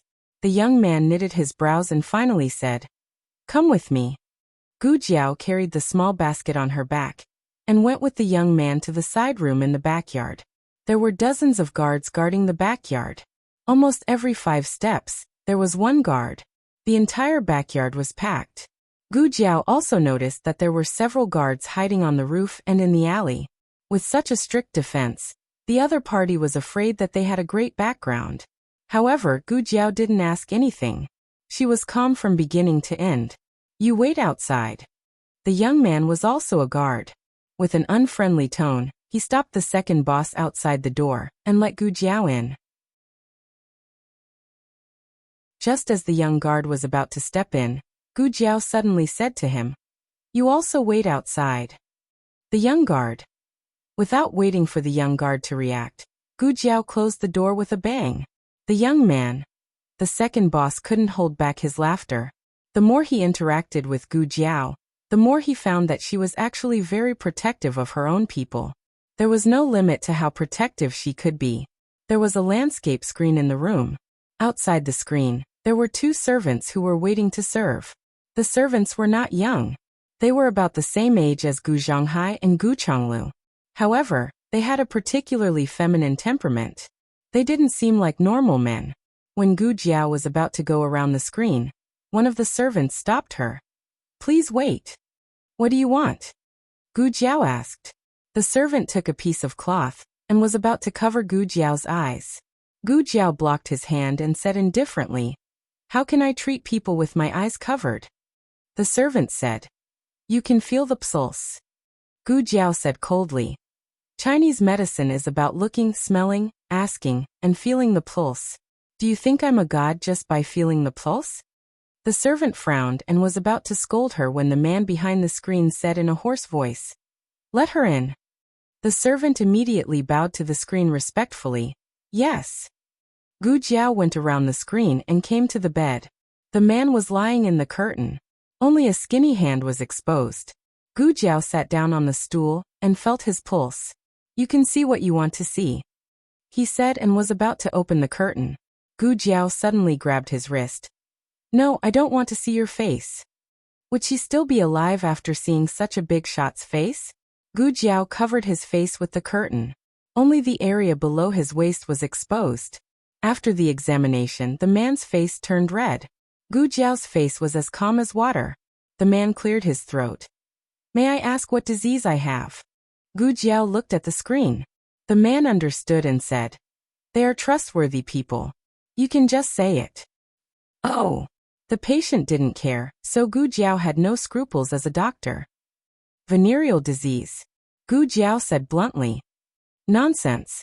A servant outside the screen rushed over and stared at Gu Jiao fiercely. My family. Before she could finish, she was stopped by the man's stern voice. Shut up. Back off. The servant clenched his teeth and retreated behind the screen. Please don't blame me if I offend you. The man's voice and breath didn't have much panic. It was obvious that he had been through a lot. You know about it, right? Gu Jiao asked. The man nodded sadly. A doctor had seen him and said that he had venereal disease. But he didn't dare to believe it. He never went out to have sex. How did he get venereal disease? Gu Jiao didn't have much interest in the man's private affairs. She only told him about the transmission of venereal disease. As for how he got it, he had to figure it out himself. Gu Jiao continued. Your disease has been in the second stage for some time. If you don't treat it, you will enter the late stage. The first and second stages of venereal disease were relatively easy to cure. Although the late stage could be controlled, the damage to the body was irreversible. The man was silent for a long time and asked in a low voice. Can you cure me? Gu Jiao glanced at him. If not, why did I come in? The man was stunned. You can really cure me? Gu Jiao put down the small basket. I will try my best. But you better let them go out first. They are always in a panic here. It will affect my treatment. The man looked at the screen and said, Did you hear me? Go out. Master, do you want me to say it again? I don't dare. The two servants went out worriedly and helplessly. Why did you come out? The young guard asked. One of the servants said, Master asked us to come out. We can't do anything. But she is just a little girl in her teens. She doesn't have the strength to truss a chicken. She doesn't know martial arts. She can't do anything to our master. Before he finished his words, the young man clenched his fist and rushed into the room. But before he could completely open the door, he was kicked out by Gu Jiao. The young guard was like a sandbag that was hit. With a bang, he hit a big tree and hung upside down on the branch. The young guard spat out a mouthful of rotten leaves. Didn't you say that you don't have the strength to truss a chicken? Gu Jiao inserted the door bolt and took out a penicillin skin test from the small medicine box. Give me your hand. The man looked at the strange needle through the curtain and was inexplicably scared. What are you going to do? Gu Jiao said. I am going to give you an injection. If you want to be cured, you have to be obedient. The man expressed that he didn't want to be obedient. Gu Jiao said earnestly, Alas, I am the doctor of the medical center. The whole medical center is controlled by your subordinates. Do you think I can still escape unscathed if I hurt you? The man felt that Gu Jiao's words were not unreasonable, but he didn't suspect that Gu Jiao had ulterior motives. He was simply scared. Gu Jiao decisively grabbed his wrist. She was too good at dealing with disobedient patients. The man didn't even have time to react before Gu Jiao finished the skin test. The man looked at the small bag on his wrist. The best drug to treat venereal disease was penicillin. Unfortunately, there was no penicillin in ancient times, so it was very troublesome to cure it. There were few cases of complete recovery. This was also why the man felt that he had no hope. However, this disease was not a terminal illness for Gu Jiao. The result of the skin test showed that he was not allergic. Gu Jiao held the needle and walked towards him. Bear with it. When the man saw that the needle was several times bigger than the previous one, he was so scared that his hands and feet fluttered. Facts proved that no matter how powerful a man was, he might be afraid of injections. Ugh! The man bit the pillow and endured the most terrible torture so far. Gu Jiao packed up and said to him, Isolate him and come back in 7 days. After Steward Zhou negotiated with Xiao Lulang, he immediately sent a pigeon back to the Lin family in the provincial capital. When Master Lin found out that Xiao Lulang was willing to teach his son, but he wanted his son to personally visit him to learn, Master Lin packed his son up and sent him over without another word. Therefore, on a sunny afternoon, the white and fat Lin Qingye appeared at the gate of Tianxiang Academy. Lin Qingye's face was young. He was already 21 years old, but he looked like he was 16 or 17 years old. He held the heavy bag and asked nervously and uneasily, Is this here? He stuttered since he was young, and the more nervous he was, the more he stuttered. Steward Joe secretly shook his head. Such a smart child, but he stuttered. He didn't know if he would be laughed at when he went to school. That's right, Lin Qingye had always hired a tutor at home because he was worried that he would be laughed at when he went to school. But now there was no other way. Although Lin Qingye was a scholar, he was only a scholar. If he wanted to stand out from the other scholars, he still needed to put in a lot of effort. It's here. Steward Joe said earnestly. Scholar Xiao will come out in a moment. Do you remember what I said to you, sixth young master? Yes, I remember. Lin Qingye nodded. Speak less. Steward Joe nodded happily. Yes, speak less. This way, no one will find out that sixth young master stutters. Yes. Lin Qingye lowered his head. The two didn't have to wait long before Xiao Lulang came out from the private school. Behind him were Feng Lin and Gu Xiaoshan. Recently, Feng Lin had also eaten with them. Steward Joe walked forward with a smile, clasped his hands in greeting. Scholar Xiao. His gaze fell on the person behind Xiao Lulang. Xiao Lulang introduced. This is my younger brother, Gu Xiaoshan. My classmate, Feng Lin. Steward Joe smiled politely. Ah, so it's little brother Gu and little brother Feng. Sorry for the disrespect. Feng Lin clasped his hands in return. Gu Xiaoshan glanced at him and asked Xiao Lulang. Brother-in-law, who is he? Xiao Lulang said. The steward of the Lin family, surnamed Zhou. Ah, it's him. Gu Xiaoshan of course knew that his brother-in-law was going to be a teacher. In the past 6 months, his brother-in-law seemed to have been possessed. His grades improved rapidly, and there were many people who wanted to learn from him. Steward Zhou pulled Lin Qingye over and introduced him to Xiao Lulang. This is our family's 6th young master, Lin Qingye. He's introverted and doesn't speak much. I'll have to trouble Scholar Xiao to take care of him in the future. Xiao Lulang looked at him and said, There's an exam today. You can only enter if you pass the exam. Do you understand? Lin Qingye nodded. Yes, I understand. Steward Joe was secretly relieved that he didn't give himself away. Actually, it didn't matter if he didn't pass the exam. At most, he would be shoved into Headmaster Li's Zhongjing Hall. He could even skip classes to tutor him. But this time Xiao Lulang didn't say anything. Xiao Lulang led Lin Qingye to find Headmaster Li. In order to win over his beloved disciple, Headmaster Li went all out. For the first time in his life, he let someone get in through the back door. However, Lin Qingye didn't disappoint. He finished all the exam papers that Headmaster Li gave him. His grades for the essay and essay were acceptable. His 8-part essay was a little worse, but he was still qualified to be admitted. He was assigned to Xiao Liulang's class B and sat at the same table as Xiao Lulang. Since Lin Qingye didn't live in the dormitory, Steward Joe spent a lot of money to buy a house in the school district nearby. Xiao Lulang took out bits of time every day to tutor him. He would tutor him for 2 hours in the afternoon and an hour after school. If he came early in the morning, he could tutor him for another hour. Why don't Scholar Xiao also stay here? Wouldn't it save you from a long journey? Steward Joe suggested with a smile. My wife will be angry. Xiao Lulang heartlessly refused. Steward Joe. Since he couldn't keep Xiao Lulang overnight, Steward Joe had to find another way. For example, he replaced second Uncle Luo's small broken ox cart with his own luxurious horse carriage. Another example was to provide a place for lunch and afternoon rest for Xiao Lulang and his group. Gu Yan and little Jing Kong were people who needed afternoon naps. It was better for them to lie down in the wing room than to lie down in the classroom. Xiao Lulang had no objection to these two arrangements. Because they tutored Lin Qingye, they returned to the village late. But knowing that Xiao Lulang wanted to earn money to support his family, Gu Yan and little Jing Kong had no complaints. Gu Xiaoshan concentrated on carving wood and had no complaints. Are you hungry? Why don't we have dinner here? Steward Joe said to Gu Yan and his 2 brothers. The 3 of them said in unison, No. Steward Joe was shocked. No, isn't the food here delicious? It's all cooked by the chef. How can your wife's cooking be better than the chef's? The 3 of them. Jiao Jiao's my sisters. Cooking is so delicious that you mortals can't imagine it.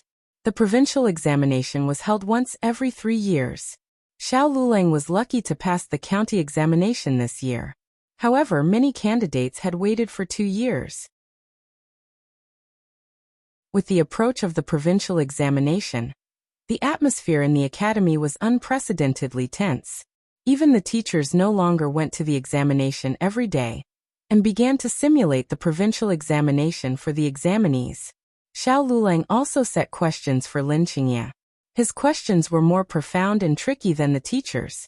Lin Qingye seriously suspected that Xiao Lulang didn't sleep every night to read the 4 books and 5 classics to give him sentences that no one had ever memorized before. At noon, Gu Yan and little Jing Kong went to the wing room to rest. Gu Xiaoshan was carving wood in the courtyard. Lin Qingye felt a headache coming on because of Xiao Liulang's questions. Steward Zhou was guarding at the door. Suddenly, a servant came over. Steward Zhou moved aside and whispered, "What's wrong?" The post station was flooded. Brother Zheng was washed away by the water. He returned to the Lin mansion a few days ago and is now recuperating in the Lin mansion. Brother Zheng was the young man who went to invite Gu Jiao earlier. He was the son of a deputy steward of the Lin family. Last time, after Xiao Lulang refused to go to the Lin mansion, the young man surnamed Zheng went back home. Who would have thought that he would encounter a flood on the way? When did it happen? Half a month ago. The journey to the provincial capital was slow, because they went up the mountain. But the journey from the provincial capital was fast because they went down the mountain. Therefore Lin Shui, who came from the provincial capital, perfectly avoided the flood. But if Xiao Lulang and Steward Zhou went to the provincial capital, they would have encountered the flood at the post station like the young man surnamed Zheng. Xiao Lulang came out after tutoring Lin Qingye. Seeing Steward Zhou's expression, he couldn't help asking, "What happened?" It's like this. Steward Zhou told him about the flood at the post station half a month ago. Xiao Lulang knew that post station. It was the only post station on the official road. In other words, as long as they went to the provincial capital, they would definitely live in that post station. Judging from the time, it was just right for them to catch the flood. Lin Qingye couldn't catch up. It was faster to travel from the provincial capital. He had already passed the post station in half a month. Xiao Lulang thought about how Gu Jiao stopped him from going to the provincial capital. This was not the first time such a coincidence happened. Because she asked him to buy osmanthus cake, he avoided the medical dispute at the medical center. Because she came to find him for lunch, he avoided the collapse of the dormitory. And because she wanted to spend the night in town, he didn't catch the snowstorm on the way. Once or twice was a coincidence, but 3 or 4 times was a bit thought-provoking. In the evening, Xiao Lulang went to the kitchen to help Gu Jiao. Gu Jiao cooked, and he added wood to the fire. The 2 pots on the stove were used. One was steaming sweet potatoes and cornbread, while the other was boiling fungus soup. The thick soup gurgled, and the stove was very fragrant. Xiao Lulang broke a dead branch and put it in the stove. He said casually, "Today, Steward Zhou said that there was a flood at the Qishan post station half a month ago. Fortunately, I didn't go to the provincial capital. Otherwise, I would have been washed away by the flood." Gu Jiao. "Oh." Xiao Lulang looked at her. "Aren't you surprised?" Gu Jiao paused. "Oh." Xiao Lulang. Xiao Lulang asked her, "Did you know that there would be a flood?" Gu Jiao said calmly, "No." Xiao Lulang looked at her deeply. He lowered his head and broke a dead branch. "This time, I plan to live in the Lin family's residence in the provincial capital." Gu Jiao's hand that was holding the spatula paused. "Didn't I say that I won't live there?" Xiao Lulang said seriously. "It's convenient to live in the Lin family's residence. Moreover, I've asked Steward Zhou. Steward Zhou said that although the daughters of the Lin family are beautiful, they are all married. None of them are unmarried. You don't have to worry about that." Was she worried about the daughters of the Lin family? She was worried about her cousins of the Lin family. What kind of good fortune would he have for the rest of his life? Did he still want it? Gu Jiao held her breath, but she couldn't spit it out. Her little face instantly darkened. Xiao Lulang almost laughed at the way she wanted to flare up but couldn't. The conversation was about to continue. At this time, Little Jing Kong ran in angrily with a little chick in his arms. Jiao Jiao. Gu Yangige's dog bit my little chick. After Gu Yan's little puppy also moved into the house, the whole family experienced what it meant to be in a real mess. As long as the little puppy and the little chick came out of the cage at the same time, they would be able to bite the chicken feathers all over the floor. The little puppy was big, but it was no match for the mini chicks. It also knew how to set up a formation. Both sides were fearless when they fought. Gu Jiao asked him, "Did your little chick peck Gu Yangige's little puppy?" Little Jing Kong instantly fell silent. Little Jing Kong raised his head and said cutely, "The food smells so good. I suddenly remembered that I haven't finished my homework. I'm going to do it now." The little monk, who was the one who complained first, jumped out of the house. He was sure that he was extremely cute.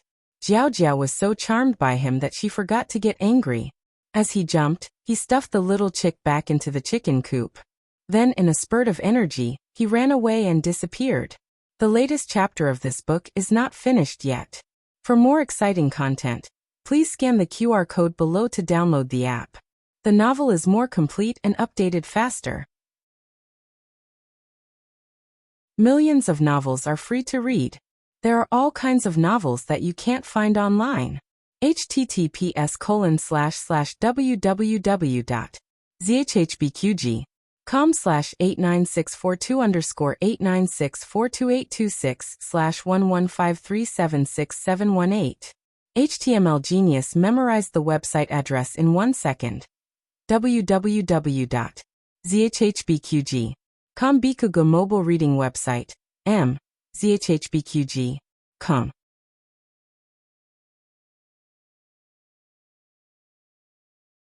Chapter 107. The latest chapter of this book is not finished yet. For more exciting content, please scan the QR code below to download the app. Novels are updated faster. Millions of novels are free to read. Novels with content that can't be found on the internet are available here. After being interrupted by Little Jing Kong, the topic just now was not continued. 7 days later, Gu Jiao went to the medical center again. The medical center was cleared out again. Gu Jiao frowned. She forgot to tell them not to ruin the medical center's business last time. The young guard who was kicked up the tree by Gu Jiao last time had not arrived. He brought the other guards to clear out the medical center first. Gu Jiao was a little angry. Huichun Hall was the only medical center in town. Many patients came to see the doctor every day. If they were all kicked out, it would delay the patient's treatment. The man did not let Gu Jiao wait for long. He wore a bamboo hat and entered the medical center. There was a layer of gauze outside the bamboo hat, which covered his head appropriately. He could see outside, but the people outside could not see his face. Mississippi, the man greeted her with a pleasant expression. His tone was lighter than last time. "Mrs. Medicine is really magical. My condition has not worsened. There was even a slight improvement." He did not say this for the time being. He was afraid that it was just his illusion. Gu Jiao was not in a hurry to see him. Instead, she said, "In the future, you are not allowed to occupy the medical center. The medical center is not your private territory. You have no right to ask other patients to leave." The young guard gritted his teeth. "What do you know? Do you know who my master is?" "Shut up." The man stopped the young guard. The young guard realized that he almost said something wrong and shut his mouth resentfully. Gu Jiao said lightly, "I don't care who you are. In short, you are a patient here. All patients are treated equally. You are not judged by your status, but by the severity of your condition." The man slapped the table and said passionately, "Not judged by status but by the severity of your condition. If all the doctors in Zhao country can be like you, why worry about not being able to cure the people? You are a woman, but you have such awareness. Take off your pants." Gu Jiao interrupted him. The corner of the man's mouth twitched. Couldn't he wait for him to finish flattering him? Gu Jiao began to examine him. All the servants had left, leaving only the doctor and the patient in the room.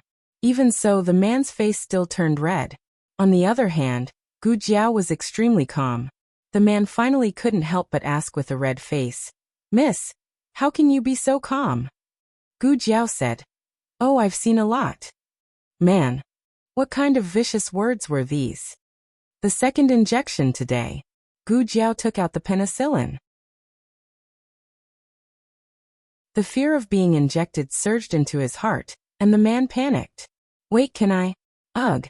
The man's body stiffened and he bit the blanket. The current dynasty's provincial examination was around the same time as the previous dynasties, in the 8th month. However, in order to get to the provincial capital early, some of the examinees from the more remote areas set off from their homes in the 6th month. Xiao Lulang was escorted by the Lin family's 1,000-mile horse carriage, so there was no need for him to be in such a hurry. However, he couldn't leave too late either. The two of them made breakfast in the kitchen. Gu Jiao asked Xiao Lulang, "When do you plan on leaving?" "In 3 days." Xiao Lulang said. "Is Feng Lin going as well?" "Yes, he's going as well." "That's good. We'll have someone to look after on the road." Gu Jiao was at ease with Feng Lin's work. He might not take good care of himself, but he would definitely take good care of Xiao Lulang. Thinking of something, Gu Jiao asked, "Will we pass by Song County?" Song County was Feng Lin's hometown. Xiao Lulang, his mother, and his older brother had also lived in Song County. Xiao Lulang shook his head. "No, the direction is different. If we go to the capital by water, we can pass by." Song County had a canal, and the imperial court had 2 major salt transportation routes. One of them was near Song County. Gu Jiao said. "Oh." On New Year's Eve, Feng Lin's family had shed many tears. If he could go home, it would be very comforting. Gu Jiao said. "Then I wish him success in the provincial examination. Next year, he'll go to the capital to take the exam. While he's there, he'll go home." These words had no hidden meaning, but Gu Jiao felt that something was wrong. How could she forget that Principal Li had told her that Xiao Lulang did not want to go to the capital to take the exam? She had never tried to persuade him to do anything. He had his own life and his own choices. 3 days passed in the blink of an eye. It was the day that Xiao Lulang left for the provincial capital. Steward Zhou had rushed the carriage to the village early. He knew that they needed to load the luggage, so he had the carriage stop in front of Gu Jiao and Xiao Liulang's door. The Lin family was the richest family in the provincial capital, and was the overlord of the salt transportation. Their family's carriage was even more luxurious than the marquis's. There were 4 tall and powerful horses that were taller than a grown man. According to the rules, merchants were not allowed to enjoy such a high-standard carriage. This was a privilege given to the Lin family by the imperial family. The carriage was large enough, and there was even a soft couch inside. It was an ancient caravan. Gu Jiao was quite satisfied with sitting in this carriage to go to the provincial capital. There were many people in the village who came to watch the fun, but they did not dare to approach because of the guards and the horses. Only Go Hua, who always grew grass next door, did not fear the tiger. He climbed onto the carriage with all his might. Xue Ningxiang awkwardly wanted to carry him down, but Go Hua refused. Steward Zhou smiled and said, "It's fine. Let him sit on the carriage. Just make sure he doesn't fall." Xue Ningxiang understood that she was riding on the coattails of her neighbors. She was a young widow in the village, and had been looked down upon by many people behind her back. Sometimes people were not evil, but the environment was cruel. When evil became a custom, good people would also raise their butcher's knife. But today, she, a young widow who was looked down upon by others, could openly sit in the carriage with her son in her arms, which the villagers did not dare to approach. She suddenly felt a sense of exultation and elation. They were going to be back for a long time, so Gu Jiao prepared a lot of luggage for them. Feng Lin jumped off the carriage to help her carry the luggage, and listened to her explain what was in each bag. Little Jing Kong found his brother-in-law and started a conversation with him. The location was still the latrine. Xiao Lulang was speechless. What was the little monk's weird habit? Did he have to take off his pants to talk to people? Little Jing Kong sat on his small toilet bowl majestically. Those who did not know him would think that he was sitting on the dragon throne. He was very domineering. He said seriously, "You are going to leave home again. This time, you will be away for a long time. Take care of yourself and don't let the family worry." Xiao Lulang did not want to hear the little trumpet girl's voice at this time. Little Jing Kong continued, "Also, you are a mature examinee. Don't rely on others to motivate you. You must learn to be the first in the exam. Xiao Luleng was speechless. Are you the one who helps me to be the first in the exam every time? Okay, stop talking so much. Take care. After saying that, little Jing Kong stretched out his little hand, intending to pat his brother-in-law's shoulder like an elder. However, he forgot that he was sitting on the small toilet bowl, so he only patted Xiao Liulang's butt. Xiao Luleng turned his head to look at the little hand that was grabbing his butt. He was speechless. There were no classes in the private school today. Gu Yan was a person who liked to sleep in, but he still asked Gu Xiaoshan to wake him up and get up to say goodbye to his brother-in-law. Then he went back to his room to sleep. Is this all? Feng Lin took the last bag and asked Gu Jiao. Gu Jiao nodded. Yes, this is Liulang's food. I also made some pickles for you to eat on the way. Okay. Feng Lin happily went to the kitchen to get the pickles. Seeing him come out with a big jar of pickles, Steward Zhou thought to himself that the Lin family was the richest family in the provincial capital. How could they lack good food? Not long after Steward Zhou tasted the pickles, he began to complain that Feng Lin did not bring 2 more jars. This time, they were really done packing. Gu Jiao sent Xiao Luleng to the carriage. Seeing that the carriage was about to leave, Madame Zhou and Gu Dashun, who had not appeared for many days, rushed over. Jianyang. Jianyang. Madame Zhou changed her usual cold face and put on an extremely flattering smile. Are you going to the provincial capital? While talking, Madame Zhou and Gu Jiao had already arrived in front of Gu Jiao. Gu Dashun was a little reluctant to come over. Holding the bag, he was a dozen steps behind them. Xiao Luleng frowned slightly. Gu Jiao lowered the curtain, indicating that he did not need to come down. Gu Jiao turned to look at Madame Zhou. What are you doing here? Hey, look at what you're saying. My nephew's son-in-law is going to the provincial capital to take the exam. How can I not send him off? Look, this is a little gift from eldest aunt. As Madame Zhou spoke, she handed a basket of eggs to Gu Jiao. Gu Jiao knew what she was up to and did not reach out to take it. Madame Zhou was embarrassed. She gave her husband a look. Gu Jiao coughed lightly and said to Gu Jiao, Jianyang, the journey to the provincial capital this time is long. Liulang's legs are inconvenient. Why don't we let Dashun go with him? They can take care of each other on the way. Who will take care of whom? Gu Jiao asked bluntly. Even if Xiao Luleng was a little cripple, he usually did more work than Gu Dashun, who was able-bodied. Gu Dashun was spoiled since he was young. He did not know anything other than studying. He would be a burden if they brought him along. Gu Zhanghai choked. He was Gu Dashuan's biological father. How could he not understand that Gu Dashun could not take care of himself when he left home? His clothes in the academy were brought home to be washed.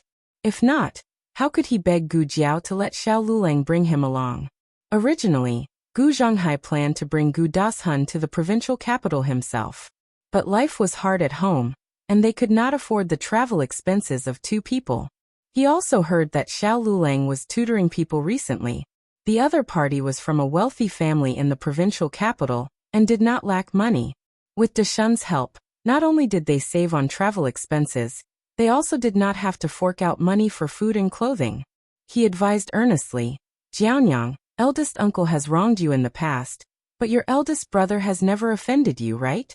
Your eldest brother is focused on his studies and does not know about our grievances. He has never interfered. Your parents doted on your eldest brother so much when they were alive. How can you bear to see your eldest brother suffer? Gu Sanlang and his wife did dote on Gu Dashun when they were alive. But how did Gu Dashun, who was loved by them, treat Gu Jiao's mother? When Gu Jiao's mother was bullied, did Gu Dashun stand up for his sister? In that dream, Gu Dashun even framed his own brother-in-law, Xiao Luleng, for his own selfish reasons. He did not do so in the end, not because he found his conscience, but because Gu Jiao intervened. So even if the grievances between Gu Jiao and the elders were ignored, Gu Dashun was definitely not innocent. Zhou sure helped. That's right, Jianyang. Just let them bring Dashun along. Look at how spacious this carriage is. One more person won't be a problem. Just let Dashun sit for a while. The coffin underground is also quite spacious. Why don't you go in and lie down? The matriarch casually walked out. The villagers laughed. Liulong's grandaunt's eloquence really did not disappoint. Zhou Shi almost choked on her words. How can you say that? The matriarch spread her hands. I use my mouth to speak. Could it be that you use your butt? Zhou Shi was so angry that she fell backwards. The villagers laughed until they fell down. She was mocking Zhou Shi for her nonsense. But Zhou Shi was also to blame for digging her own grave. Did she not know that there was no joke in the world that the matriarch could not answer? In any case, she was the champion of the last imperial harem. The 3,000 concubines in the harem were all obedient to her. What was a mere Zhou Shi to her? He's not even a child of your Gu family. Why are you still blaming us? The matriarch pointed at Gu Dashun, who was not far away. If you really want to bring him along, it's fine. But let's make things clear first. Liulong's legs are not good. He's not going to be Liulong's boss. He's going to take care of Lulang. Gu Zhonghai politely said. Of course. Of course. It was fine as long as he could get on the carriage. If he really went to Dashun and did not take care of Lulang, could Lulang chase Dashun away? Scholars valued their reputation the most. If Xiao Lulang really dared to do this, they would go to the yamen and make a fuss. They would ruin Xiao Liulong's reputation. The matriarch said, words are no proof. I'll write it down. Xiaoshun, bring me a pen. Gu Xiaoshun went to the west room to get a pen. The matriarch said slowly. Write it down clearly. Gu Dashun will wake up at 3 o'clock every day to buy breakfast for Lulang, iron his clothes, wake Lulang up, help Lulang take off his clothes, wash his face, and rinse his mouth. He has to personally deliver everything to Lulang. He has to wash Liulong's clothes and empty Liulong's chamber pot. Zhou Shi's expression changed drastically. Why is there a chamber pot? The matriarch ignored her and continued. When the weather is hot, he has to fan Lulang. When there are too many mosquitoes, he has to kill mosquitoes for Lulang. He can only sleep when Lulang is asleep. If Lulang wakes up in the middle of the night, he has to wake up. In short, he has to unconditionally satisfy any request of our Lulang. Also, he is not allowed to talk back. He is not allowed to be disobedient. Otherwise, Lulang can beat him. You. Zhou Shi was so angry that her heart hurt. She almost leaned on Gu Zhonghai. However, Gu Zhonghai's expression was not much better than hers. Mrs. Zhou burst into tears and snot. My fellow villagers, please be the judge. How is this taking care of him? He is clearly ordering our Dashun servants around. The matriarch looked innocent. Huh? This is a servant? You have been treating the orphan of the third branch like this for so many years. I thought that your Gu family likes to take care of people like this. No matter how thick-skinned Zhou Shi was, she couldn't stand it anymore. She left Gu Jiao's house with her husband and son in disgrace. Gu Jiao lifted the curtain of the window and handed a money bag to Xiao Lulang. I put some broken silver and banknotes in it. There were 10 taels of silver and 100 taels of banknotes. In fact, the card of the bank was also in it, but it was sewn secretly. Xiao Lulang nodded, took the money bag and said to her, let's go. Okay. Gu Jiao nodded and watched him leave the village. When the carriage disappeared at the entrance of the village, she turned and went into the house. Gu Jiao looked at the empty west house. Oh, he really left. As soon as she finished speaking, she sensed a shadow suddenly appear on the ground. She turned her head in a daze and saw Xiao Lulang appear at the door for some reason. Why are you back? She asked with her eyes wide open. Xiao Lulang stared deeply at her. I left something behind. Gu Jiao watched him walk towards her, and a series of little red hearts suddenly flashed through her mind. Was it me? Was it me? Was it me? Did he leave me behind? Gu Jiao looked at him with blinking eyes. Then he walked past Gu Jiao. Gu Jiao. Xiao Lulang came out of the West House with a certificate for the provincial examination in his hand. Without this, you can't enter the examination room. Gu Jiao opened the door expressionlessly. Take care. I won't see you out. Xiao Lulang looked at her, and a light flashed in his eyes. After he left the house, he suddenly stopped. If I said that no matter what the final result is, I won't go to the capital for the examination, would you still think that I need to go to the provincial examination? Yes. Gu Jiao said firmly as she looked at his back. I hope that you won't go to the capital in the future because you choose not to go, not because you don't have the qualifications to go. Xiao Lulang clenched his fists and a complicated look flashed through his eyes. Then Gu Jiao smiled. If there's trouble or danger, I'll protect you. He didn't mean that, but Xiao Liulang's chest inexplicably filled with a strange emotion. This time, he really left on the road. Gu Jiao returned to the West House and found that there was an extra envelope on the table. Gu Jiao opened it, and a matching card of the bank fell out. You found it so quickly. Dropping the examination card was a lie, but returning the matching card of the bank was real, right? There was also a small note in the envelope. Gu Jiao could recognize quite a few words by now. She opened it and saw the words written in clear handwriting. Don't live in the Lin family, don't be jealous. The word jealous was written in a particularly bold and forceful manner. Gu Jiao frowned strangely. Why did she feel a little smug from the plain handwriting? The latest chapter of this book is not finished yet. For more exciting content, please scan the QR code below to download the app. Novels are updated faster and more complete. Millions of novels are free to read. Novels with connotations that can't be found online are all available here. https://www.zhbqg.com/89642_8964286/115345323. HTML Genius memorized this site's address in 1 second. www.zhbqg.com Bikugo mobile reading website. zhbqg.com.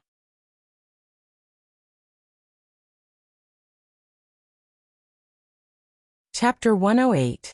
The latest chapter of this book is not finished yet. For more exciting content, please scan the QR code below to download the app. The novel is updated even faster. Millions of novels are free to read. Novels with connotations that can't be found online are all available here. Gu Jiao went to the medical center. Today was the day of the follow-up visit with the mysterious person. The other party had been waiting at the Huichun Hall for a long time. This time, he didn't let people clear the medical center. Gu Jiao came a little late to see Xiao Lulang off, so she made the other party wait for a long time. The young guard's face was completely dark. Humph, you're the first person who dares to make my master wait. Gu Jiao spread her hands. Oh, I'm honored. The young guard turned his face away. Gu Jiao entered the side room. The man wore a bamboo hat with a veil that covered his face, but his noble temperament couldn't be concealed. He was still guarded by 2 effeminate servants. After seeing Gu Jiao a few times, the servants were already used to her rudeness. When they saw Gu Jiao sitting down without even greeting their master, they could only criticize her in their hearts, but they didn't dare to say anything sarcastic. There was no other reason. Their master's illness was really cured by this little girl. Gu Jiao gave him a total of 3 injections of benzathine penicillin, 1 every 7 days. The last one was done last month. Today he came for a follow-up visit. Gu Jiao took his pulse and examined him. I'm cured, right? The man's voice couldn't hide his joy. Gu Jiao took off her gloves and said to him, You seem to be recovering well, but you need 2 years before you can be considered completely cured. It's not suitable for a follow-up visit. The man was silent. Gu Jiao noticed that his mood was different from a few days ago. What's wrong? You can't follow up? The man smiled and said, To be honest, I have to leave. Oh. Gu Jiao was not surprised. Given his accent, Gu Jiao knew that he was not a local. He might not even be a native of Yuzhou province. He came from a place further away. As for the specific location, Gu Jiao could not guess.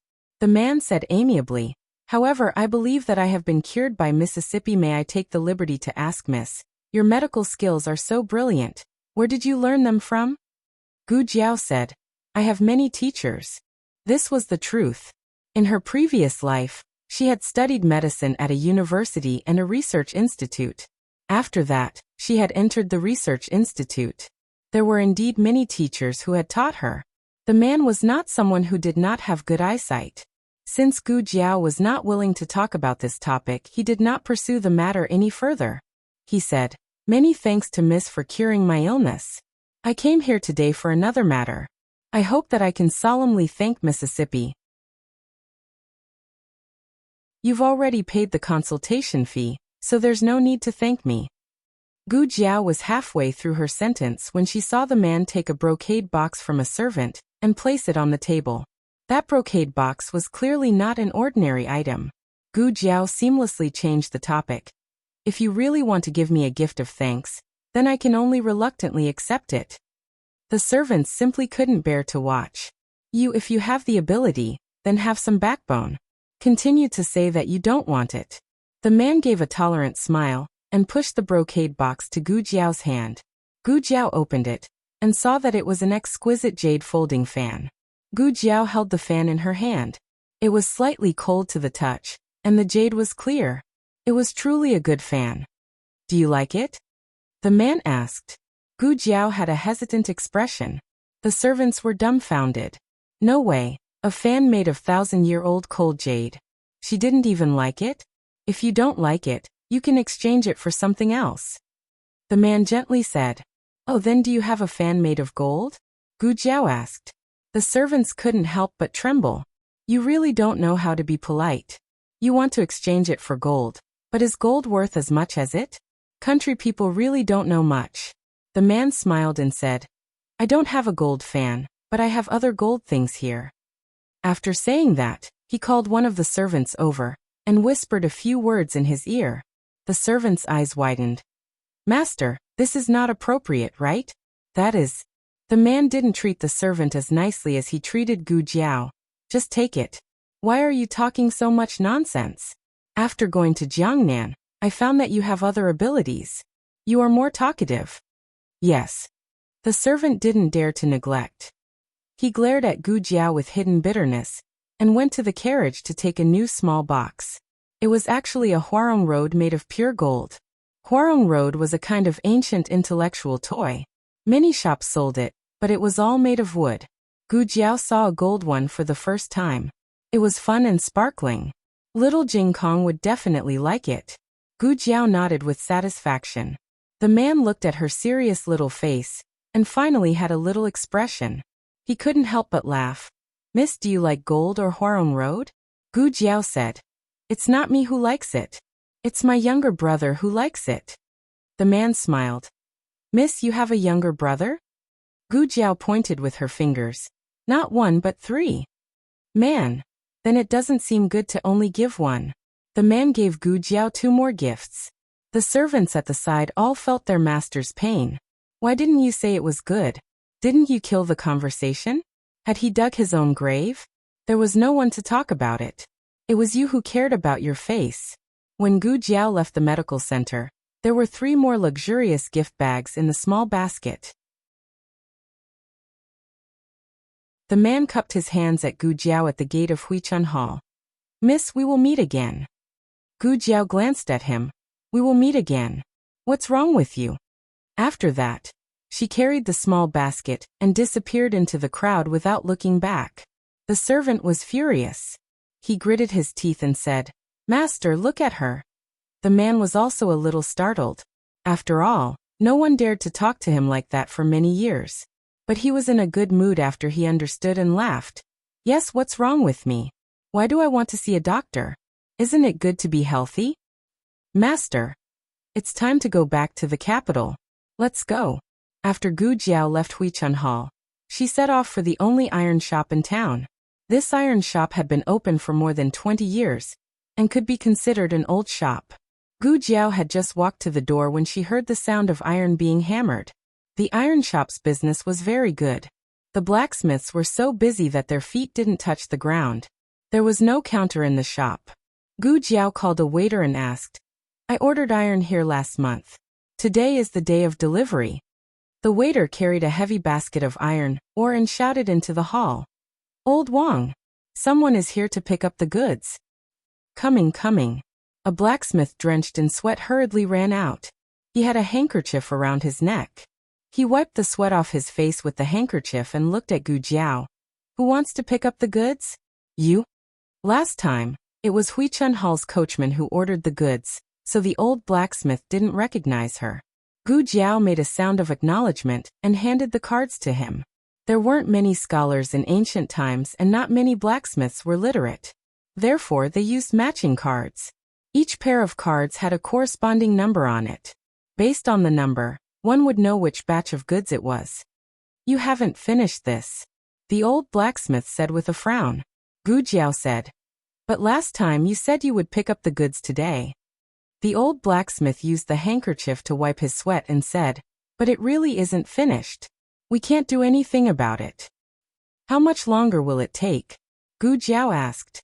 The old blacksmith thought for a moment. 1 or 2 months. Gu Jiao was puzzled. That long? I didn't ask for too many farm tools, right? The old blacksmith sighed and said, it's not yours. Last month, my shop received a job before yours. It's about 1,000 pieces of ironware for mining iron ore. How can a small blacksmith shop like ours make it in time? We're still short of half. We don't have enough manpower, and we don't have enough furnaces. Old Wang, it's time to forge. One of the blacksmiths shouted from inside. Hey, coming. The old blacksmith shouted into the shop and then turned to Gu Jiao and said, Miss, you should come back next month to take a look. Gu Jiao didn't want to wait that long. After the old blacksmith went in, she also went into the shop. The shop assistants and blacksmiths were so busy that no one paid attention to a little girl. In all fairness, the blacksmith shop had a lot of manpower. According to this number of people, it was more than enough to make 1,000 pieces of iron a month. Then the problem shouldn't be the shortage of manpower. Gu Jiao looked at their blast furnace and suddenly found the problem. Smelting iron required an extremely high temperature. In order to reach this temperature, blast furnaces generally used blowers. Gu Jiao thought that the iron shops of this dynasty also used water pipes to blow the furnace. Who would have thought that it was the most primitive method of blowing the furnace by human power? The biggest disadvantage of human power blowers, commonly known as human power blowers, was that each port only had one tuo, bag made of horse skin. Every time the human power blowers, the tuo would close once, and a blast furnace had about 4 to 6 ports. In other words, a blast furnace could blow up to 6 times at the same time. This efficiency was much lower than that of water pipes. Water pipes were driven by water power. Every time the water wheel rotated, the tuo could close several times. Not only did it save a lot of time, but it also saved manpower. Gu Jiao told the old blacksmith her idea. The old blacksmith was very surprised. How could a little girl dressed in cloth know this? After being surprised, he said, I've seen what you said. It's only available in the Imperial Court's blacksmith shop. There were no craftsmen who could make water pipes. I can do it, Gu Jiao said.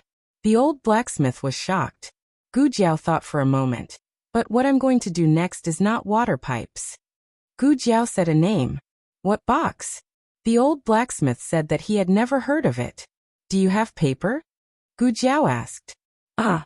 The old blacksmith was shocked silly by Gu Jiao and didn't react for a long time. Gu Jiao simply found a piece of bluestone on the ground, took out a charcoal pencil from her purse, and concentrated on drawing. The other blacksmiths were attracted by her. The old blacksmith scolded. What are you looking at? Go to work. The blacksmiths were afraid of the old master's prestige, so they suppressed their curiosity and went to work. However, they still looked at Gu Jiao from time to time. What was this little girl drawing on the ground of their iron shop? The old blacksmith finally couldn't hold back and asked, Miss, what are you doing? Drawing, Gu Jiao said concisely. Why are you drawing on my ground? I'll have to find someone to wipe it later. It's too troublesome. Gu Jiao smiled. I'll let you finish the remaining 1,000 pieces of iron in 10 days. Don't you want it? 10 days. The old blacksmith stood up with his hands on his hips. Stop joking. He was a blacksmith, so how could he not know? Even if everyone in the iron shop didn't sleep or rest, it would still take at least a month. Unless they used the Imperial Court's water pipes. But that would still take 20 days. I'm not joking. The old blacksmith expressed his disbelief. If I do it, then what? The old blacksmith crossed his arms and looked down at her. If you do it, Then I'll make your iron for free and won't charge you a single copper coin. Not only that, I'll also take care of all your iron in the future. I won't take a single coin from you. Gu Jiao seriously thought about it and felt that this deal was feasible. All right, I agree. The old blacksmith pouted. What do you mean you agree? You're bragging to the heavens. Gu Jiao quickly finished drawing and nodded her head in satisfaction. It should be like this. Go and find a carpenter later. The old blacksmith's mouth opened wide. What?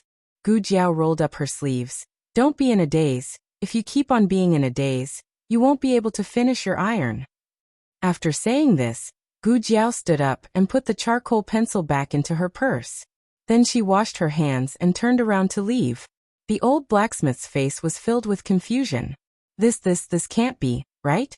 Was this little girl toying with him? How could she understand these things? But for some reason, the old blacksmith thought of the other person kneeling on the ground and calmly drawing. He still went to call the carpenter next door. The carpenter was knowledgeable. After looking at the blueprint on the bluestone board, his eyes immediately changed. Who drew this? What's wrong? The old blacksmith asked strangely. The carpenter didn't answer his question. He knelt down and touched the blueprint on the ground with both hands, as if he was looking at a treasure. However, he was afraid that he would touch it, so he didn't dare to touch it. This cautious look made the old blacksmith puzzled. The carpenter's eyes lit up. Without saying anything, he went back to the shop and grabbed a pen and paper. He knelt on the ground and began to copy the blueprint devoutly. He had a vague premonition that this might be the most amazing thing he had ever done in his life. The old blacksmith was confused. He stared at the blueprint on the bluestone board. What's going on? Can it really be made? The latest chapter of this book is not finished yet. For more exciting content, please scan the QR code below to download the app. Novels are updated faster. Millions of novels are free to read. Novels with content that can't be found on the internet are all available here. https://www.zhhbqg.com/89642_8964286/115341479. HTML Genius memorized this site's address in 1 second. www.zhhbqg.com Bikuj mobile reading website. zhhbqg.com.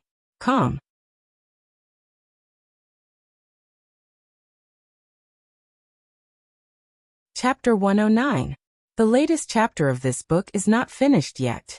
For more exciting content, please scan the QR code below to download the app. The novel will be updated more quickly. Millions of novels will be read for free. There are all kinds of novels that can't be found on the internet. When Gu Jiao returned home, Gu Yan was already awake. He was sitting in the living room with the old lady and eating sweet and sour eggs. Seeing Gu Jiao enter the room, the old lady quickly pushed the sweet and sour eggs in front of Gu Yan. She said righteously, "I said I won't eat it. You have to be filial to me." Gu Yan was speechless. Who was the one who took away half of his sweet and sour eggs? The sweet and sour eggs were made by Xuanningsiang. Of course, the old lady didn't show up. She just encouraged Gu Yan to ask for it. Xuanningsiang couldn't resist Gu Yan's charm. She cooked a big bowl for him without hesitation. Little Jingkong and Gu Shaoshan also had a small bowl each. Gu Shaoshan ate quickly. He had already returned to his room to study his wood carving. Little Jingkong was still practicing on the tree trunk. He hadn't started eating yet. Gu Jiao decisively confiscated the old lady's sweet and sour eggs.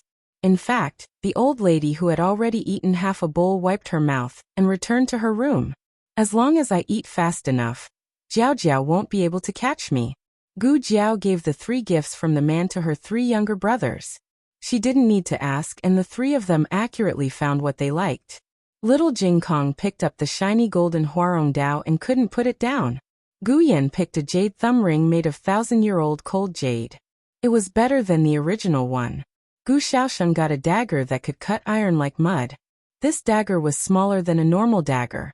It was easy to carry and could be used as an excellent carving knife. The 3 of them were very happy. Xuanningsiang was helping Gu Jiao clean up the backyard. Xuanningsiang often came over to help. In return, Gu Jiao would help Xuanningsiang to work in the fields. Occasionally, the old lady would help Xue Ningxiang to look after the children. The main reason was that Gouwa was a man of few words. If you gave him a candied fruit, he would lick it for the whole morning. The old lady's ears were very quiet, so she naturally felt that Gouwa was easy to take care of. Little Jingkong. Great aunt. You're eating the candied plums again.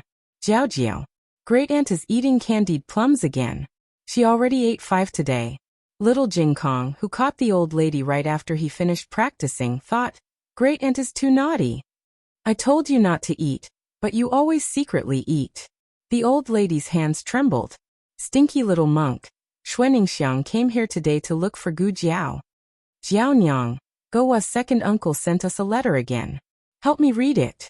Xue Ningxiang handed a folded envelope to Gu Jiao.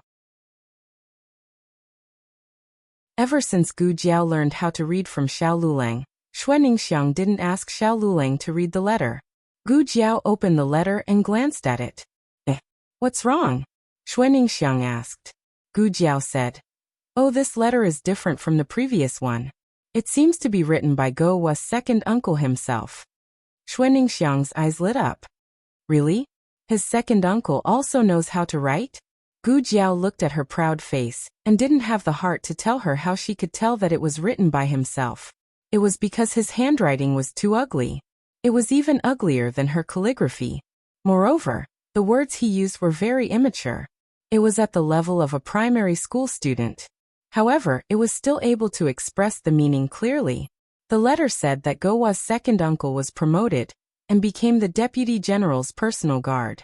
Although he was only a small soldier, it was still a great honor to be able to follow the deputy general. However, because of this, his original plan to visit his family this year would have to be cancelled. He would have to follow the deputy general back to the capital to report on his work. The deputy general only brought 100 personal guards. He is one of them. It's a rare opportunity, Gu Jiao said. However, these words didn't comfort Xue Ningxiang. Xue Ningxiang's expression darkened. After Gouwa's father passed away, the person my mother missed the most was Gouwa's second uncle. My mother hoped day and night that he would come back to see her. When she heard that he might pass by our village this year, my mother was so happy that her old leg almost recovered. Now that he isn't coming back, how do you want me to explain this to my mother? Xue Ningxiang was only 2 years older than Gu Jiao. In her previous life, she would still be a young high school student. Now she was already a sister-in-law, mother and daughter-in-law. Gu Jiao didn't know how to comfort her. She continued to read. Gouwa's second uncle also sent you some money. He said that your birthday is coming soon, and wants you to use the money to buy 2 sets of jewelry. It's a total of 20 taels. Xue Ningxiang worriedly said. Why did he send so much money? Did he not eat properly? He gave all the money to the family. Gu Jiao knew how to comfort her. Don't worry. He won't starve in the military camp. It's just that he doesn't have anywhere to spend the money, so he sent it all back. Xue Ningxiang slightly relaxed. Gu Jiao continued to read. Gouwa's second uncle said that he doesn't want you to farm anymore. The money he gave you is enough for you, your mother and Gouwa to spend. You can rent the land to the villagers for a cheap price. Xue Ningxiang hurriedly said. How can that be? We have to save up the money and use it for him to get married in the future. Gu Jiao thought, a man wants to buy jewelry for you. Do you really not have any other thoughts? After lunch, Xue Ningxiang went to the bank to get the money. Gouwa hugged her thigh and refused to let go. Xue Ningxiang had no choice but to take Gouwa with her. There weren't many people in the bank. Xue Ningxiang waited for a little while before she received the 20 taels of silver. She put the money into the cloth bag, carried Gouwa on her back, and hugged the cloth bag in her arms. When she came out of the bank, she was bumped into by a young man who was dressed like a scholar. Do you have eyes? How can you walk? The scholar impatiently patted the arm that Xue Ningxiang bumped into. Xue Ningxiang embarrassedly apologized. I'm sorry. The scholar's companion said. Forget it. Don't mind her. We still have to rush to the exam. We can't afford to be late. When she heard that she had to pay, Xue Ningxiang's face turned pale. Fortunately, the scholar was persuaded to leave by his companion. Xue Ningxiang breathed a sigh of relief. But soon, she found that there was something wrong with her cloth bag. It seemed to be a lot lighter. She hurriedly took out her bag, and was instantly dumbfounded. Her 20 taels of silver were all gone. Xuanning thought of the scholar just now. The expression in her eyes changed and she chased after them. Wait! The two young men stopped in their tracks. The scholar who bumped into her turned around and looked at her impatiently. What are you doing? Xuanning gathered her courage and said, You stole my money. What? The scholar was puzzled. There was also a trace of shame and anger from being wrongly accused. Xuanning was originally a bully at home. She was amenable to the soft but afraid of the hard. If she really confronted two grown men, she was more or less afraid. But that was 20 taels of silver. It was such a large sum of money. Gowa's second uncle risked his life to earn it. She couldn't let others steal it. It's you. She forced herself to gather her courage. I just came out of the bank. The whole way, I covered myself up tightly. Just now, I was bumped into by you. And the money was gone. The scholar rolled up his sleeves, and was about to get angry. His companion pulled him back. What are you doing? Why are you arguing with an ignorant woman? The scholar snorted. It's not that I want to argue with her. She's the one who blackmailed me. His companion sighed. Forget it. The exam is more important. Don't pay attention to her. For your sake, I won't report it. The scholar snorted coldly and turned around to leave with his companion. Xuanning rushed forward and grabbed the scholar's arm. Give me back my money. You're crazy. The scholar angrily stomped his feet and pushed her hand away. Xuanning rushed over again. As the two of them pulled and pulled, the surrounding commoners surrounded them. The scholar indignantly said, You said that I stole your money. Can you show me the evidence? If you blackmail me again, I'll report it. Since you're a woman and you're carrying a child on your back, I thought you were honest. Don't you feel ashamed bringing a child to do such a despicable thing? You. Xuanning face turned green from his words. The surrounding people began to point at them. In today's world, men were superior to women. Moreover, everything was inferior except for studying. No one would believe that Xuanning was a widow compared to a scholar. The scholar bitterly said, I'm kind and won't report it. First, because you're a woman. Second, because we're rushing to the provincial exam. We don't have time to argue with you. This is too much. How can she blackmail a student who's rushing to the exam? Does she have any conscience? Isn't that right? She studied hard for 10 years just to be blackmailed by her. Look at her. She's not a good person. The passers-by began to criticize Xuanning. Xuanning felt so wronged that tears came out of her eyes. She didn't blackmail them. She really lost the money. Gowa was originally asleep, but he was also woken up by the noise. Seeing that he and his mother were surrounded by a group of people, he cried out in fear. Deanley had just come out of the dessert shop and was about to go to the town's medical center when he heard a heart-wrenching cry. This voice was a bit familiar. Deanley paused and then walked over. At this moment, Xuanning was being criticized by everyone behind her back. No one believed what she said. Deanley quickly recognized her. She was his beloved student's neighbor. Then he recognized Gowa, the little fatty who called him father. Deanley walked into the crowd. He was the dean of Tianxiang Academy. Even if he wasn't wearing the clothes of a teacher, his scholarly and noble aura could still suppress the crowd in an instant. What happened? He asked. Xuanning was already sobbing. The scholar said, This little woman blackmailed me. Deanley asked, What did she blackmail you about? The scholar angrily replied, She said I stole his silver. Deanley asked again, Did you steal it? The scholar exploded. What are you talking about? Of course I didn't steal it. I already said that she blackmailed me. Didn't you hear me? An auntie who was watching the commotion said, That's right. The two of them are students who are going to the provincial capital to take the exam. They are really unlucky to be blackmailed by this woman. Deanley looked at the two of them. Which private school are you from? The scholar straightened his back and said, We are from Tianxiang Academy. Deanley's eyes slightly narrowed. Is that so? What are your names? Which class are you from? What does it have to do with you? The scholar impatiently asked. Dean Li faintly smiled. I am the dean of Tianxiang Academy. I don't remember the academy accepting you two as students. The scholar and his companions' faces changed.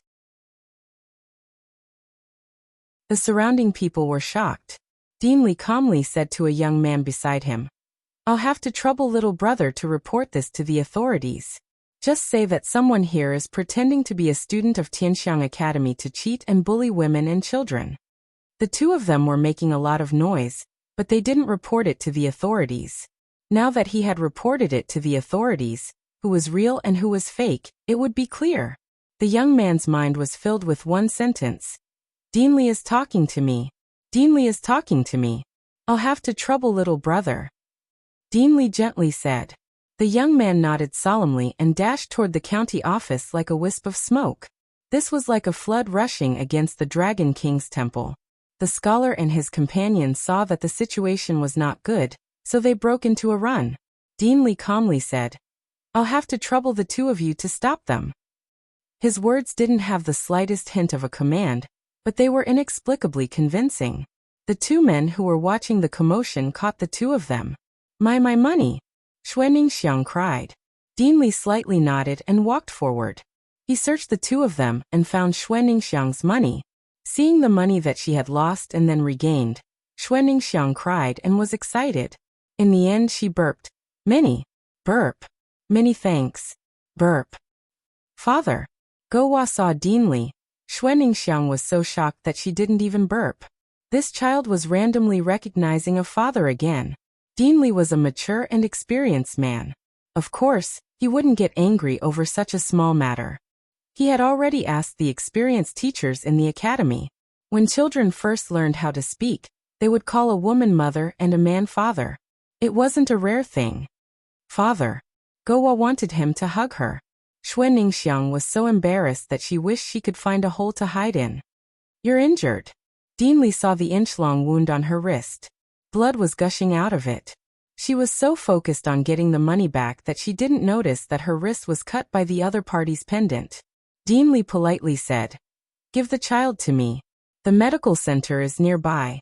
I'll take you to bandage it. Xuanningsiang hurriedly covered her wrist with her sleeve. No need. It's just a small injury. Dean Li sternly said, You still need to see it. The weather is hot and it's easy to get infected. Xuanningsiang thought for a moment. I'll go by myself. I'm also going to the medical center. It's just on the way. Dean Li said as he carried Gowa, who kept reaching out to him. After Gowa had a father, she didn't want her mother anymore. She wrapped her chubby little hands around Dean Li's neck and buried her head in his arms. Xuanningsiang was so embarrassed. The two of them went to the medical center one after the other.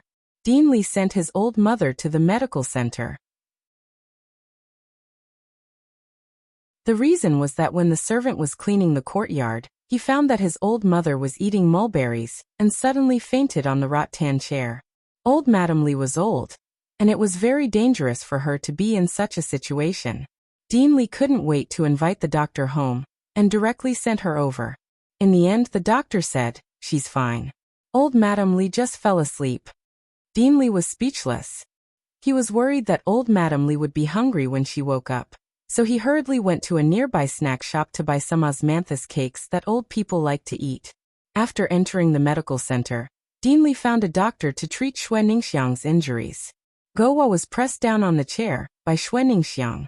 Dean Li gave Gowa a piece of osmanthus cake. Gowa ate it heartily. As he ate, he looked up and realized that his father was gone. He climbed down from the chair and sneaked to find his father. In the end, he followed him into a side room. Old Madame Li slowly woke up. The moment she opened her eyes, she saw a little bean. The little bean was chubby, round and cute. Old Madame Li waved at the little bean. Gowa was timid and retreated in fear. Coincidentally, Dean Li walked out from behind the green screen cabinet. Little Gowa rolled over and hugged his leg. Dad. Dad. Dad? Old Madame Li looked at her son, and then at the little bean. Her cloudy old eyes lit up. The Bodhisattva had appeared. She had a little grandchild. Because Gu Jiao was unwilling to return home, Marquis Gu and Gu Jinyu's return to the capital was delayed. Marquis Gu's original plan was to bring Yao Shi and the twins back to the capital by the end of June at the latest. However, Yao Shi and Gu Yan were both staying here because of Gu Jiao. This made Marquis Gu very vexed. Gu Jinyu was even more vexed. Consort Shu had promised to hold a grand hairpin ceremony for her, and confer her the title of county princess during the hairpin ceremony. Being a county princess was a rare honor. As long as she became a county princess, even if the news that she was not the Gu family's flesh and blood spread, it would not be too degrading. But if she could not even return, how could she talk about a hairpin ceremony? Gu Jinyu was so anxious that a blister appeared on her mouth. Marquis Gu came to visit her. Seeing her so angry, he could not help but feel distressed. "How are you serving, young miss? The weather is so hot. Don't you know to cook fewer spicy dishes?" A young servant girl said. "Marquis, we're innocent. Young Miss's diet has been very light recently. Young Miss is angry because she is depressed." Gu Jinyu sighed. "Don't speak nonsense. You can all leave." "Yes." The servant girls left. Gu Jinyu said to Marquis Gu, "Father, daughter is really fine." Marquis Gu frowned and said, "Nonsense. You just have something on your mind. You haven't smiled recently." Gu Jinyu lowered her eyes. "Daughter just misses grandmother. Grandmother is old and fell last year. Although she has recovered, her body is not the same as before. Daughter doesn't know how much more filial piety I can perform for grandmother." These words struck a chord in Marquis Gu's heart. Marquis Gu was usually filial. Furthermore, the old madam only had him and Consort Shu as her children. After Consort Shu entered the palace, the old madam rarely saw her. As a son, he could not attend to his mother. Just thinking about it made him feel unfilial. Marquis Gu frowned and decided to give Yao Shi more trouble. Who knew that Yao Shi's heart was as firm as a rock?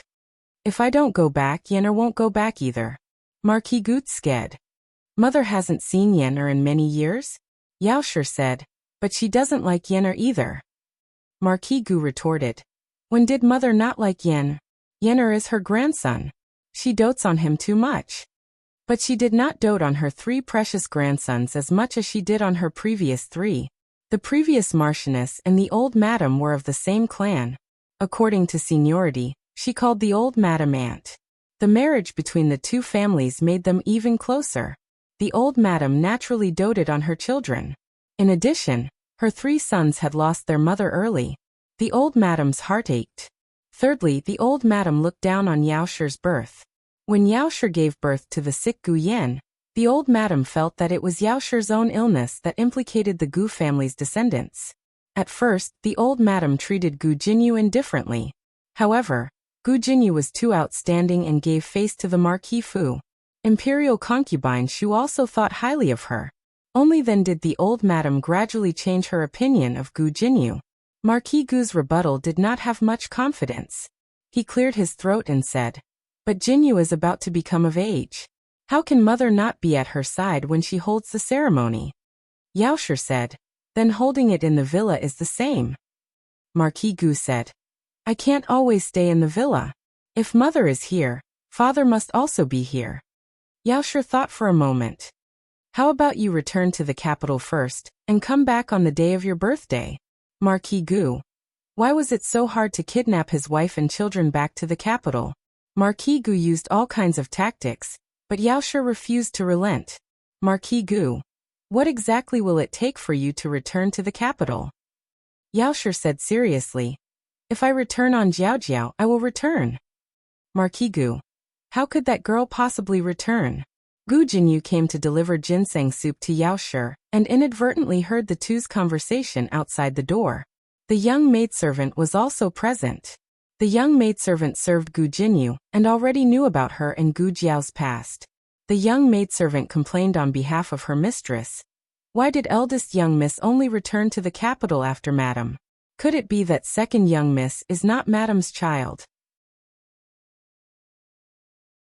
It was second young miss who has been filial to madam all these years. Madam is too biased.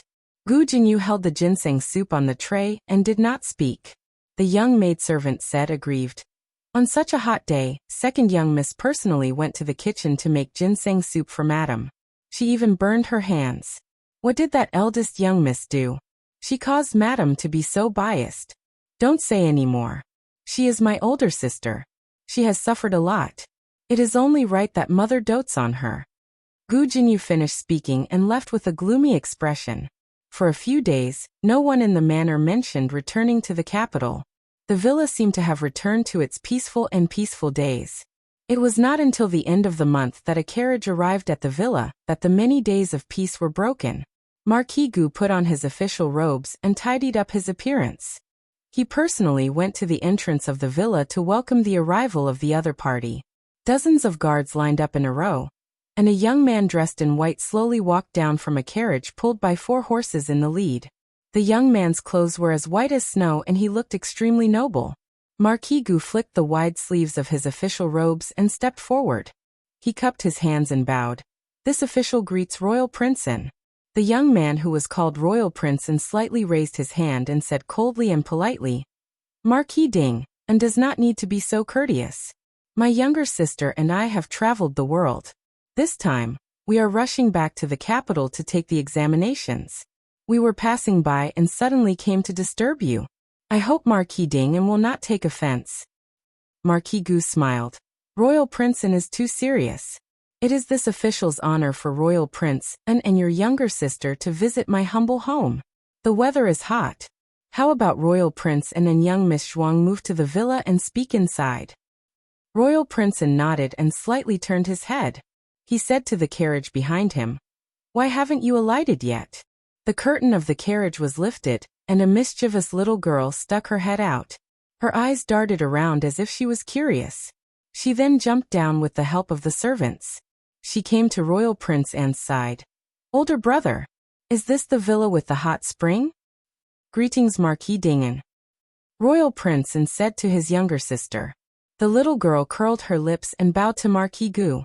Marquis Gu's title was below Royal Prince Anne's. Although the little girl was his younger sister, she did not have a rank. According to the rules, she should have bowed to Marquis Gu. However, putting etiquette aside, the little girl's status was too high. Although she bowed due to her older brother's authority, her attitude was not very respectful. Marquis Gu smiled and acted as if he did not see anything. He amiably led the brother and sister into the villa. Inside the villa, Yao Shi and Gu Jinyu also received the news. They were female and could not go out to welcome them.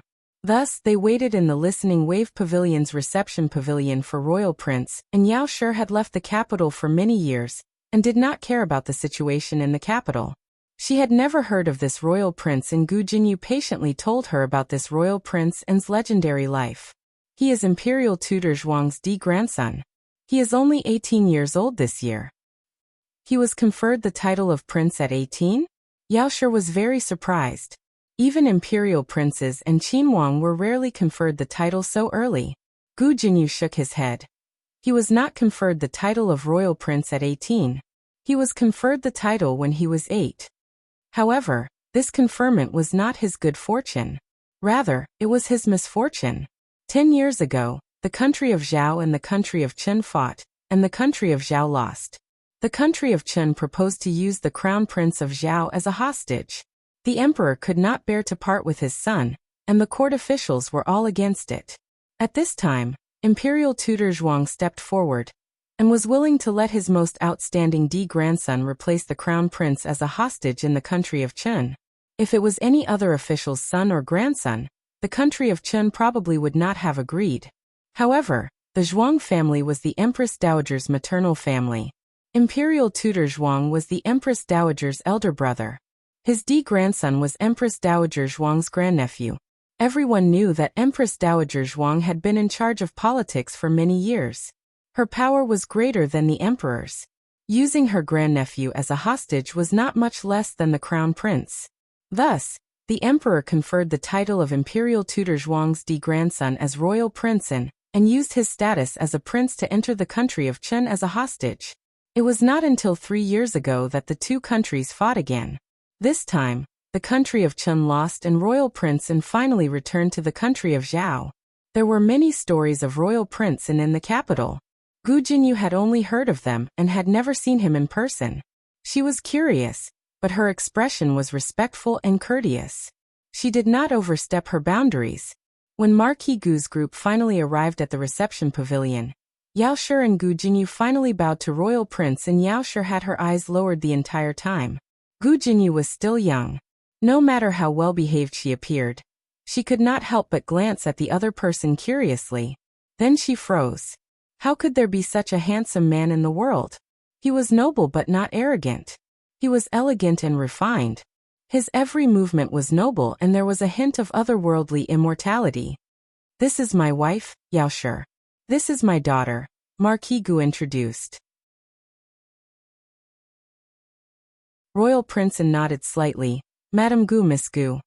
Miss Zhuang walked forward. "You are Gu Jinyu? I know you." Gu Jinyu was slightly stunned. Yaoshi and Marquis Gu also looked at Miss Zhuang in astonishment. Miss Zhuang raised her eyebrows and said, "My fourth uncle praised your handwriting. He said that among people of the same age as me, your handwriting is the best." Miss Zhuang's fourth uncle was the provincial governor of Pingcheng Prefecture, Zhuang Xianji. Miss Zhuang smiled coldly. "Ha, bring me a pen. I want to compete with you." The latest chapter of this book is not finished yet. For more exciting content, please scan the QR code below to download the app.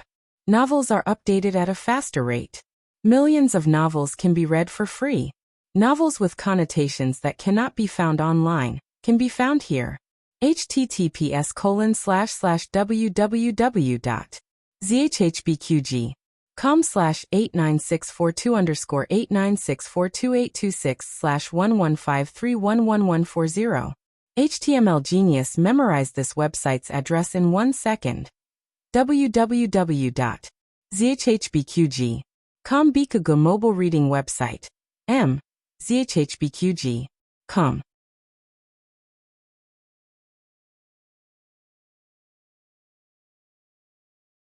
Chapter 110. The latest chapter of this book is not finished yet. For more exciting content, please scan the QR code below to download the app. Novels are updated even faster. Millions of novels are free to read. Novels with a deeper meaning that could not be found online are available here. This was very awkward. Gu Jinyu's handwriting was famous in the capital for being outstanding. Although this Miss Zhuang was Provincial Governor Zhuang's niece, she would probably lose badly against Gu Jinyu. Miss Zhuang did not look like a magnanimous person. If she lost badly, she might make things difficult for Gu Jinyu. Marquis Gu looked at Princeton for help, hoping that he could stop his sister. But Princeton had no intention of speaking at all. Marquis Gu secretly broke out in cold sweat. He gave Gu Jinyu a look without batting an eyelid, hoping that Gu Jinyu would deliberately lose to Miss Zhuang. When Yaoshi saw Miss Zhuang making things difficult for Gu Jinyu, she inexplicably thought of Gu Jiao. Gu Jinyu was a daughter who grew up in the Marquis' household, but she could still make things difficult for her. If Gu Jiao, who grew up in the countryside, returned to the capital, would she not encounter this kind of situation? The group entered the reception hall. The servants brought over brushes, ink, paper, and inkstone. "How does Miss Zhuang want to compete?" Gu Jinyu asked in a neither servile nor overbearing manner. Miss Zhuang raised her eyebrows and said, "Each of them will write a poem. My brother and Marquis Gu will be the judges to see whose handwriting is better." "The same poem?" Gu Jinyu asked. Miss Zhuang snorted. "Of course. Otherwise, how can we compete?" This was what a layman would say. Gu Jinyu saw through it but did not expose it. "Miss Zhuang, please give us a poem." Zhuang Mingyan thought for a while, then waved her hand and wrote a poem written by Princeton. This was written by Princeton in his second year in the Qin Kingdom. He was not even 10 years old that year, but he had already written a 7-character quatrain filled with homesickness. His talent shocked the Qin Kingdom. The king of the Qin Kingdom pitied his talent, and did not kill the hostage to vent his anger after the Qin Kingdom was defeated. Gu Jinyu knew which poem it was from the beginning. This poem was widely circulated in the Zhao Kingdom. While she admired Prince An's talent, she finished writing the entire poem smoothly. She was even faster than Miss Zhuang by a few strokes. After the two put down their brushes, The servants on both sides brought their works to Royal Prince and Marquis Gu to judge. Marquis Gu had originally intended to say that Miss Zhuang was more powerful no matter what, but after he saw the two's handwriting, he didn't even have the courage to lie through his teeth. Was this really written by a human? In any case, Miss Zhuang was the granddaughter of Grand Tutor Zhuang, and her uncle was the literary master, Provincial Governor Zhuang. It could be said that the Zhuang family was full of scholars and none of them were cowards. Why did Miss Zhuang turn a corner? Marquis Gu broke out in cold sweat. Daughter, didn't I tell you to give in to Miss Zhuang? Forget it, with such poor handwriting, there was no way he could give in. Miss Zhuang clapped her hands and arrogantly asked, how about it? Who won? Royal Prince smiled faintly. Is there a need to ask? Naturally you win. Marquis Gu was taken aback. How could he be so good at lying through his teeth? Gu Jinyu was also very surprised. Was Royal Prince the kind of person who felt wronged by the truth? Miss Zhuang smiled proudly, and was about to taunt Gu Jinyu when she heard Royal Prince speak again. In terms of making a fool of yourself, who can compare to you? Miss Zhuang was stunned. Marquis Gu and Gu Jinyu were also stunned. He was too disrespectful to his own sister. After Miss Zhuang recovered from her shock, she put her hands on her hips and stomped her feet. Brother, how could you say that about me? Royal Prince calmly said, even a 3-year-old's handwriting is better than yours. If you can't even see this, then it's not that your handwriting isn't good, it's that your brain isn't good. Miss Zhuang was choked until her face and neck turned red. Royal Prince said, if you want to continue making a fool of yourself, then let's do it again. This time, do you want to compete in poetry, or do you want to take turns to lose to others in poetry? Miss Zhuang was so angry that she didn't want to bother with him anymore. She flung her sleeves and walked away angrily. Marquis Gu was embarrassed. Royal Prince Anne's way of teaching your sister is really original. Royal Prince Anne said unhurriedly, she's the youngest sister in the family. Her family has spoiled her. I've embarrassed myself in front of you, Marquis. Marquis Gu laughed dryly. How can it be? How can it be? Miss Zhuang is delicate and lively. She's quite cute. Royal Prince Anne nodded slightly. It's getting late. I'll go rest first. See you tomorrow. Marquis Gu, Lady Yao and Gu Jinyu bowed to him and respectfully sent him out. Watching his figure disappear into the night, Gu Jinyu murmured emotionally, this Junwang is different from the other princes.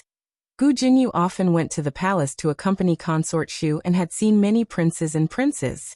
They were all not as outstanding as Royal Prince Anne, whether it was appearance, talent or temperament.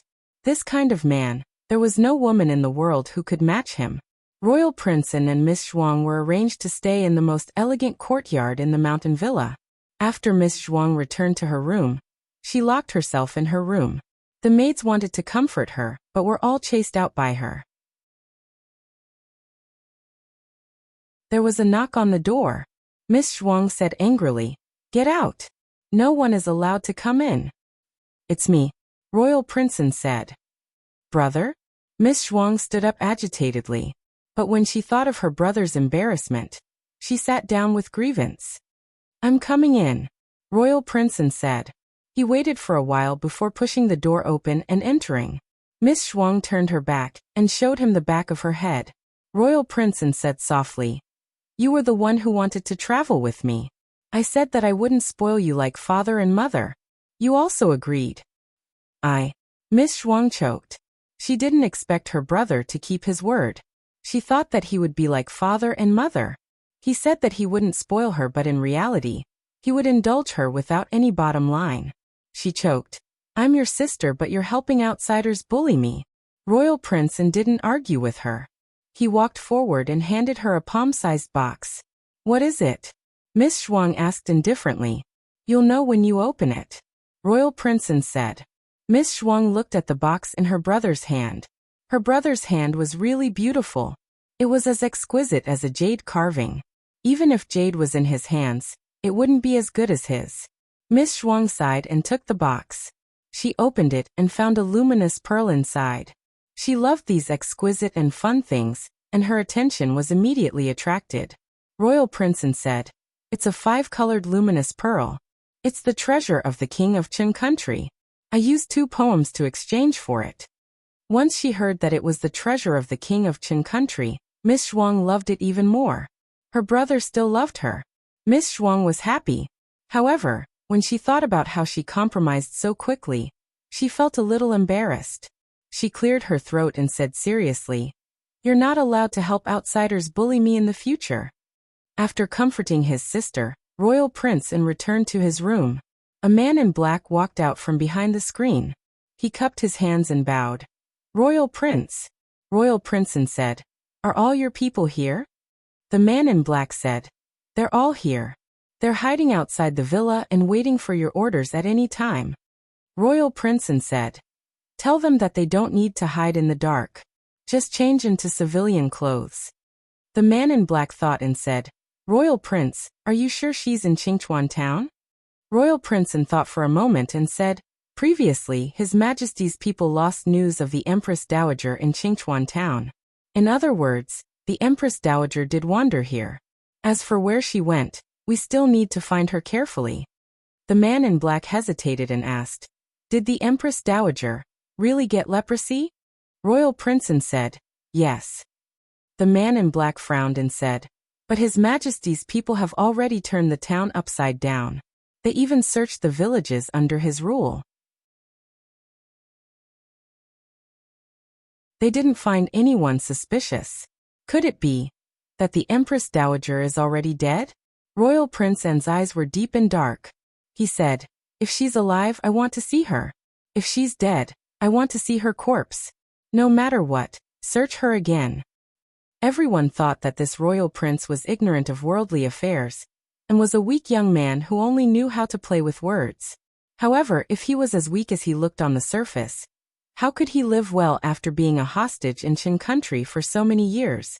No one knew how much the royal prince had suffered in Qin country. The royal prince didn't even tell his biological parents. However, the man in black stayed by the royal prince's side and witnessed the royal prince's dark days with his own eyes. He knew the royal prince's methods better than anyone else. Once he made up his mind to do something, he would definitely do it to the end. Because Miss Zhuang felt embarrassed when she lost to Gu Jinyu in the competition, she decided to ignore Gu Jinyu. However, even though she didn't look for him, he came to find her. "What are you doing here?" The next morning, Miss Zhuang looked coldly at Gu Jinyu, who suddenly appeared in her courtyard, and questioned him angrily. Gu Jinyu smiled. "I'm here to deliver a copybook to Miss Zhuang." Miss Zhuang's expression changed. "You still dare to mention copybook? You're here to humiliate me, aren't you?" Gu Jinyu shook his head slightly and said with a gentle smile, "Miss Zhuang, you're mistaken. Why would I humiliate you? I saw Miss Zhuang's calligraphy yesterday and realized that the problem doesn't lie with Miss Zhuang." Miss Zhuang's interest was piqued. She raised her eyebrows and asked, "What do you mean?" Gu Jinyu said tirelessly, "Miss Zhuang's strokes are impressive. A normal girl's style is too small and doesn't suit Miss Zhuang's strength. If Miss Zhuang changes her handwriting, you'll definitely be able to create a majestic feeling." Everyone liked to hear good words, and Miss Zhuang was no exception. Her repulsion towards Gu Jinyu instantly lessened. "At least you have some eyesight. I've always felt that there was something wrong with the handwriting. No matter how I practice, it doesn't work. Why don't Miss Zhuang try this?" Gu Jinyu took out a copybook and placed it on the stone table. "Whose handwriting is this?" Miss Zhuang asked. "It's the young duke's calligraphy," Gu Jinyu said. Miss Zhuang immediately exploded. "You want me to practice a man's handwriting?" Gu Jinyu smiled and shook his head. "Handwriting doesn't differentiate between men and women. It's just that women have less strength, and it's easier to learn the style of a hairpin style.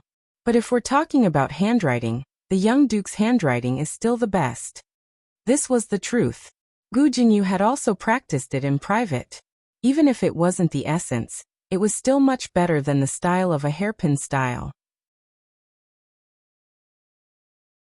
She had begged this copybook with great difficulty from Imperial Concubine Shu, and Imperial Concubine Shu had used all her effort to get it from His Majesty. It was extremely precious. She had also made a great deal of determination, before she was willing to take out the invitation. Gu Jinyu said gently, Miss Zhuang, why don't you try it? You can start by copying it. Miss Zhuang felt that the handwriting was indeed beautiful. It was 10 times, 100 times better than the copybooks the Zhuang family had collected for her. Gu Jinyu had also persuaded her so nicely, giving her a way out. She had someone bring over a brush, ink, paper and inkstone. After copying a few words, she compared it with yesterday's handwriting. Indeed, there was an obvious improvement. Gu Jinyu praised. Miss Zhuang is indeed extraordinarily intelligent. I practiced a lot in the past, but I still couldn't reach Miss Zhuang's handwriting. As long as Miss Zhuang works hard and perseveres, it won't be long before you surpass me. Miss Zhuang was pleased. Of course. After Xiao Lulang and Feng Lin went to the provincial capital for the imperial examinations, Gu Xiaoshan brought Gu Yan and little Jing Kong for lunch. Among the three of them, Gu Yan was the oldest, but he had the least life experience. He was truly Baby Gu. Baby Gu was also picky. I don't want to eat noodles today. Baby Gu pouted and said, but you should eat noodles today. Little Jing Kong spread his hands. Little Jing Kong was a person with a plan. He arranged their meals in an orderly manner every day. Xiao Lulang didn't care what he ate, so he let him eat. Gu Xiaoshan didn't care either. In the past, Gu Yan thought that it was his brother-in-law's idea and cooperated. Ever since he found out that it was little Jing Kong's plan, he started to disagree. I don't care. I don't want to eat noodles. Gu Yan looked up at the sky. Gu Xiaoshan looked at little Jing Kong, who was frowning, and then looked at Gu Yan, who didn't want to cooperate. He had a headache. He really missed his brother-in-law. How did he keep these two guys under control? Before Gu Yan appeared, Xiao Lulang and little Jing Kong were two people who were at odds with each other. After Gu Yan appeared, the internal conflict changed. In fact, if little Jing Kong wasn't a huge threat, Gu Yan and Xiao Lulang would also be at odds with each other. To put it bluntly, Xiao Lulang, the fisherman, benefited from the quarrel between his two younger brothers. Gu Xiaoshan was in a terrible fix and didn't know what to do. Suddenly, a familiar figure appeared in front of him. His eyes lit up. Sister. The two who were at odds with each other instantly quieted down and turned their heads to look at her. Gu Jiao came to the gate of the academy with a small basket on her back. She looked at the three of them and said, Why haven't you eaten yet? It's all because of brother Gu Yan. He didn't eat according to the plan. Little Jing Kong said with a serious face. Gu Yan snorted. You only know how to complain all day long. Little Jing Kong put his hands on his hips. I'm not complaining. I'm just stating the truth. Gu Yan snorted and said, You made the plan yourself. I didn't agree to it. Little Jing Kong said reasonably, I used to eat like this. Little Jing Kong had a little obsessive-compulsive disorder. Unless someone could persuade him with reason, he would change his plan. But obviously no one could win against him. Gu Jiao asked little Jing Kong, What are we eating today? Little Jing Kong said, Yangchun noodles. Gu Jiao looked at Gu Yan. What do you want to eat? Gu Yan stared at little Jing Kong and said, Rice and fish. Gu Jiao nodded. Just in time. I brought some rice and fish. Let's go to a noodle restaurant and order another bowl of noodles. The two of them had no objection to this arrangement. Gu Yan was confused. How do you know I want to eat fish? What if I said I wanted to eat meat just now? Gu Jiao smiled. Because I really want to eat fish today. A pair of twins was just that magical. They had lunch at the noodle restaurant. Gu Xiaoshan didn't need anyone to send him back to the academy. Gu Jiao sent Gu Yan and little Jing Kong to the private school. Then she went to Huichun Hall and sold the herbs she picked from the mountain to them. It was still early. She planned to go to the iron shop to check on the progress of the farming tools. She would catch up with Gu Yan and the other two after school. 12 days had passed since Gu Jiao left the drawings. It took the carpenters 3 days to make the piston bellows designed by Gu Jiao. In the remaining 9 days, the iron shop really rushed out more than 1,000 pieces of iron for mining. The blacksmiths were all stunned. There was really such a magical treasure in the world. Old Wang, this thing is much more useful than the imperial court's drainage pipe. A young blacksmith said. The old blacksmith nodded in shock. Yes, not to mention the imperial court's drainage pipe. I'm afraid that the Liang Kingdom's drainage pipe is not as good. In terms of ingenuity and various small inventions, the Liang Kingdom was the best among the 6 kingdoms. The drainage pipe technology of the Liang Kingdom had already reached the peak. In order to obtain this technology, the Zhao Kingdom did not hesitate to exchange 3 mines. But even so, the Liang Kingdom only taught the Zhao Kingdom the basic drainage pipe technology. Who is that girl? The young blacksmith thought of something and opened his eyes in shock. Is she a spy of the Liang Kingdom? The old blacksmith slapped his head. Are you stupid? How could a spy of the Liang Kingdom casually pass such a powerful technology to us? That's right. The young blacksmith finally realized how much his head hurt. He bitterly glared at the old blacksmith. Don't you know how heavy your blacksmith's hand is? If you hit me again, I'll be a piece of fucking iron. Old blacksmith, the young blacksmith said. What about that girl? The old blacksmith said. What do you mean what to do? Oh, you're talking about the farming tools. Since she really let me finish more than 1,000 pieces of iron in 10 days, then I will keep my promise. I won't take a single cent of her farming tools. Not only that, the old blacksmith also wanted to thank that girl in person. Unfortunately, he waited for an entire afternoon, but Gu Jiao did not come. The latest chapter of this book is not finished yet. For more exciting content, please scan the QR code below to download the app. Novels are updated faster. Millions of novels are free to read. Novels that can't be found online are all available here. https://www.zhhbqg.com/89642_896428226/115273153. HTML Genius remembered this site's address in 1 second. www.zhhbqg.com Bkuj mobile reading website. zhhbqg.com.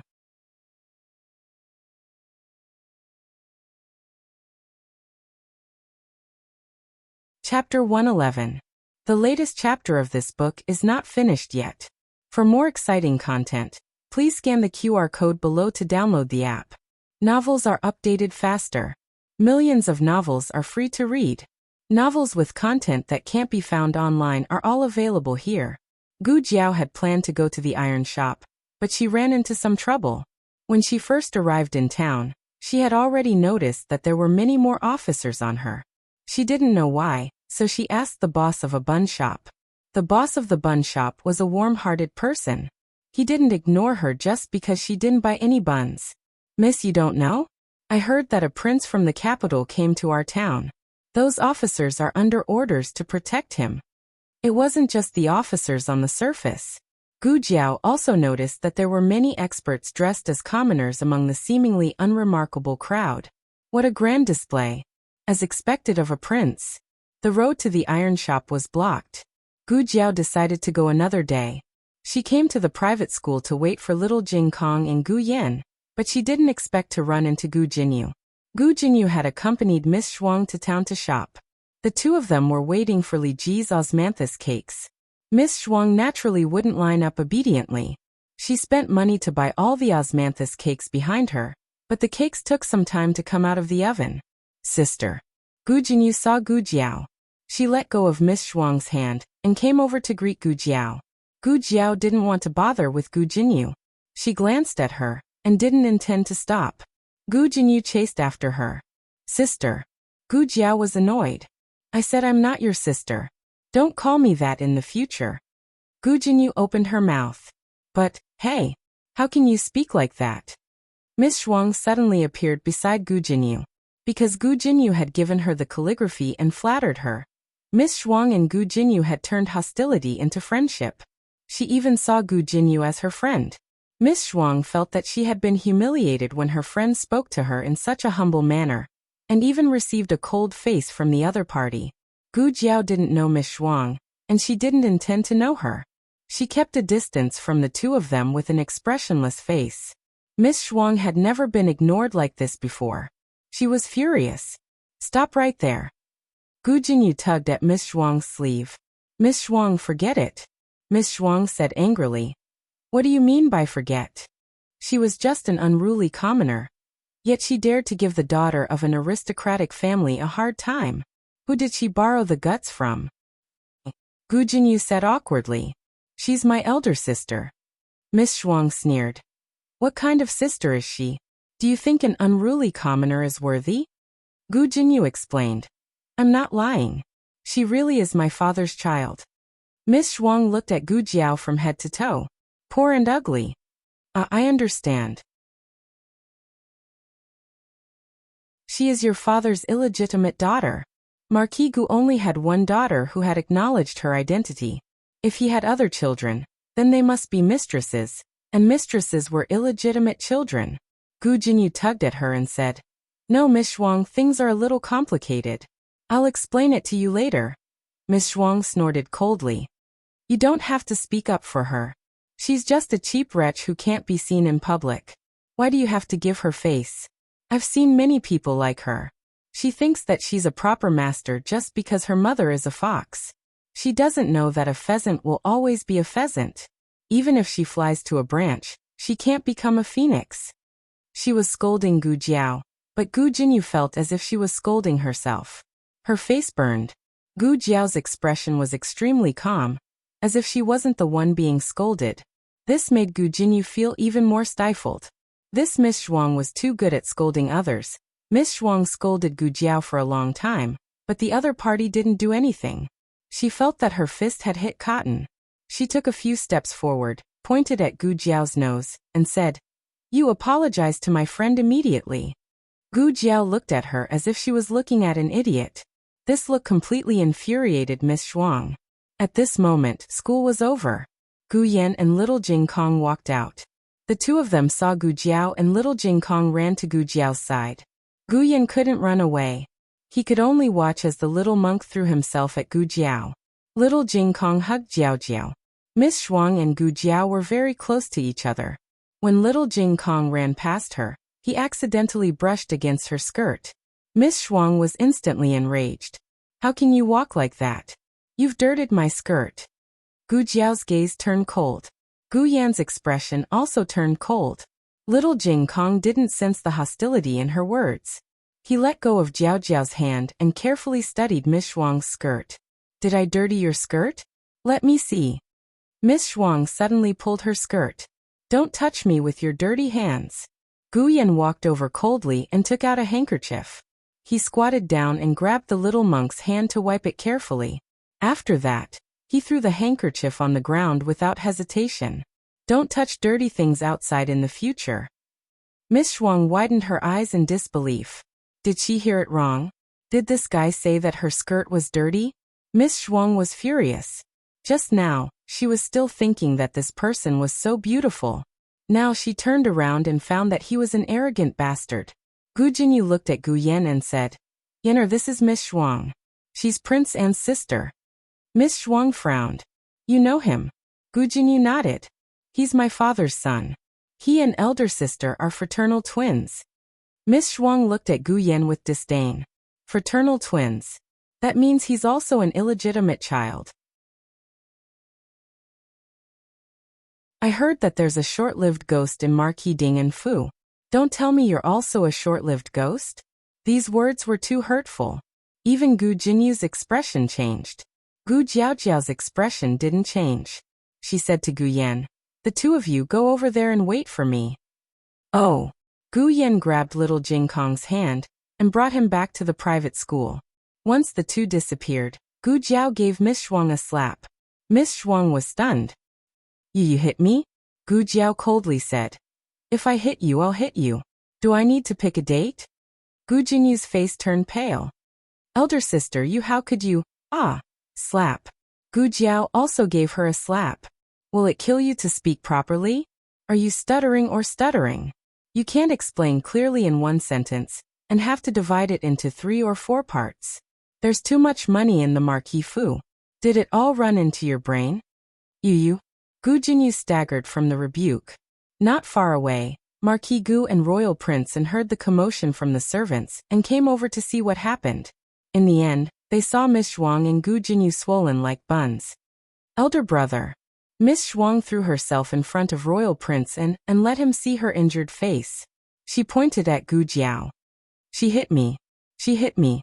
When Marquis Gu saw Gu Jiao, his head exploded. Why was it this girl again? Royal Prince An's gaze fell on Gu Jiao's face. Because of the birthmark on the left side of her face wasn't considered pretty. But the coldness between her brows made her more elegant than the so-called beauties in the capital. Gu Jinyu also returned to Marquis Gu's side.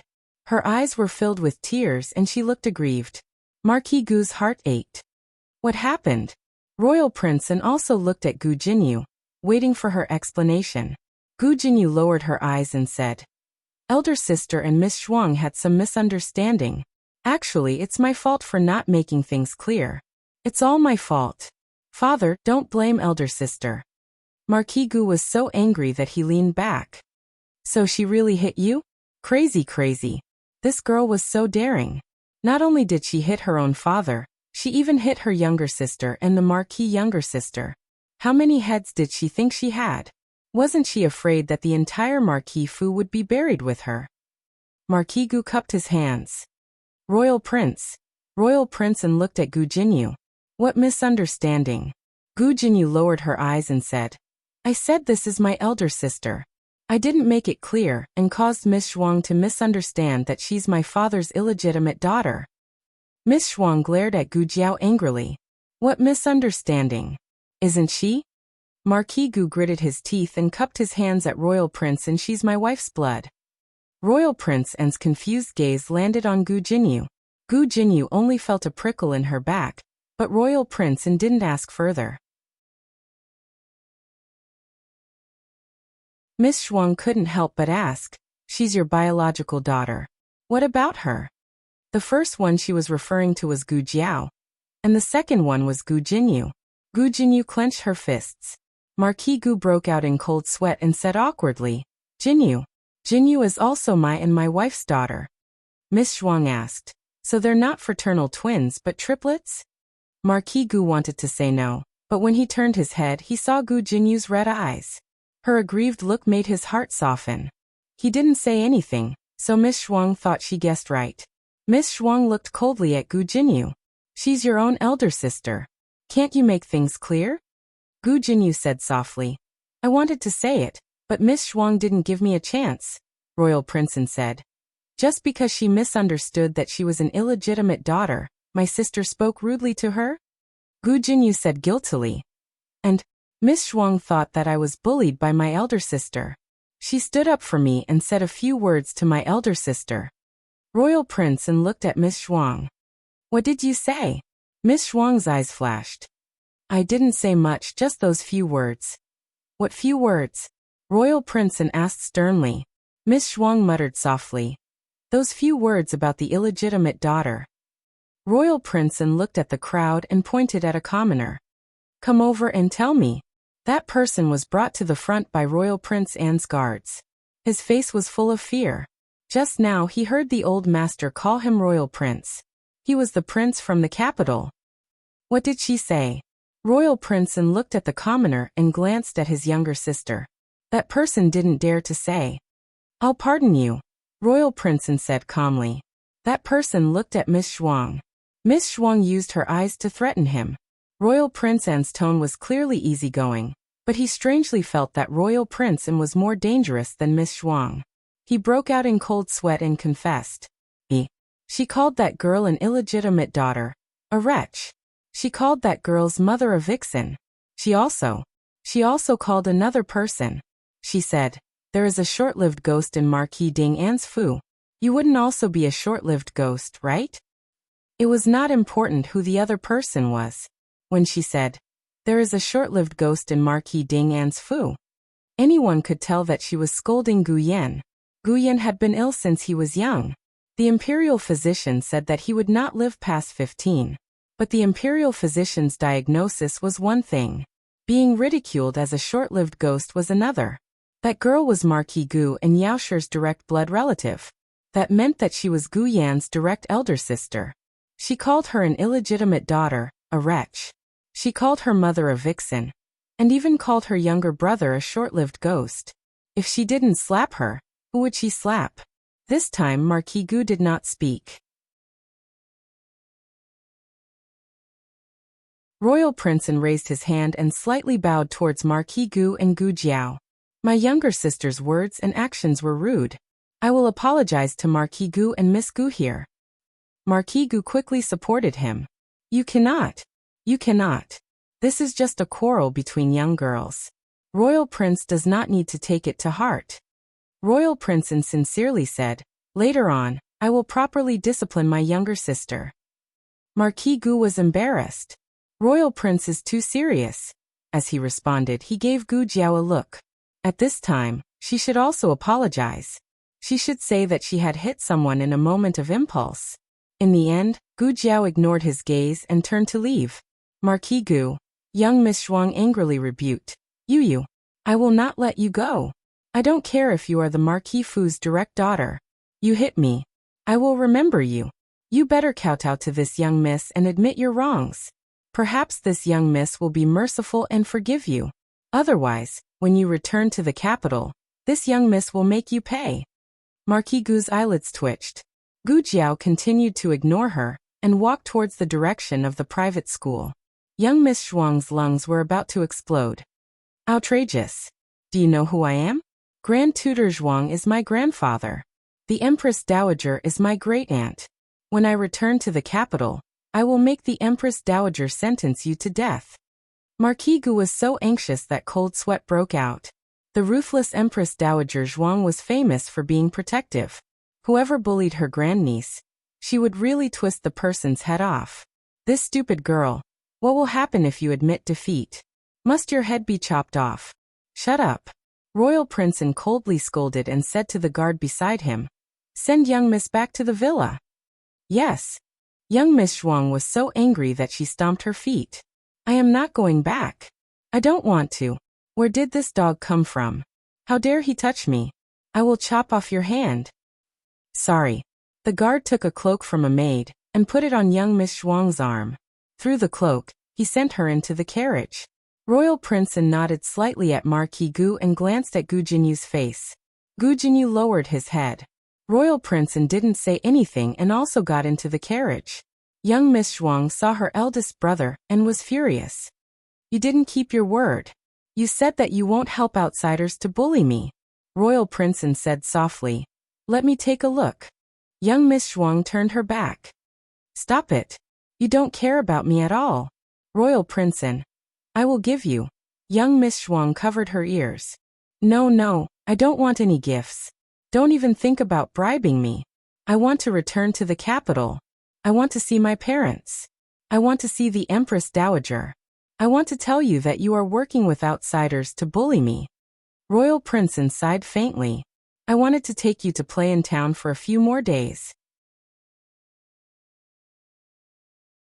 Since you insist, then let's return to the capital. Fourth uncle is also returning to the capital. Let him test you on your homework and see if you have made any progress. Hearing that she was going to be tested on her homework by Provincial Governor Zhuang, young Miss Zhuang did not make a sound. She removed her hands from her ears and weakly said, Then how about playing for a few more days? Royal Princeton said. Then you are not allowed to cause any more trouble. I know. Young Miss Zhuang said perfunctorily, but she secretly swore in her heart that when she returned to the capital, she would immediately go see the Empress Dowager. She would have the Empress Dowager drag out that little wench from Marquis Ding and Fu and give her 100 slaps in front of everyone. Digression. Note. If I want to hit you, then I'll hit you. Is there a need to pick a day? Lines from the Hong Kong drama Palace Intrigue. The newest chapter of this book is not finished. For more exciting content, please scan the QR code below to download the app. Novels are updated even faster. Millions of novels are free to read. Novels with connotations that can't be found online are all available here. https://www.zhbqg.com/89642_896422826/115268292. HTML Genius remembered this website's address in 1 second. www.zhbqg.com Bikugo mobile reading website. M. ZHHBQG. That you're tuning in to the Earbook Haven YouTube channel. Don't forget to subscribe and join us on this journey to catch the most captivating stories.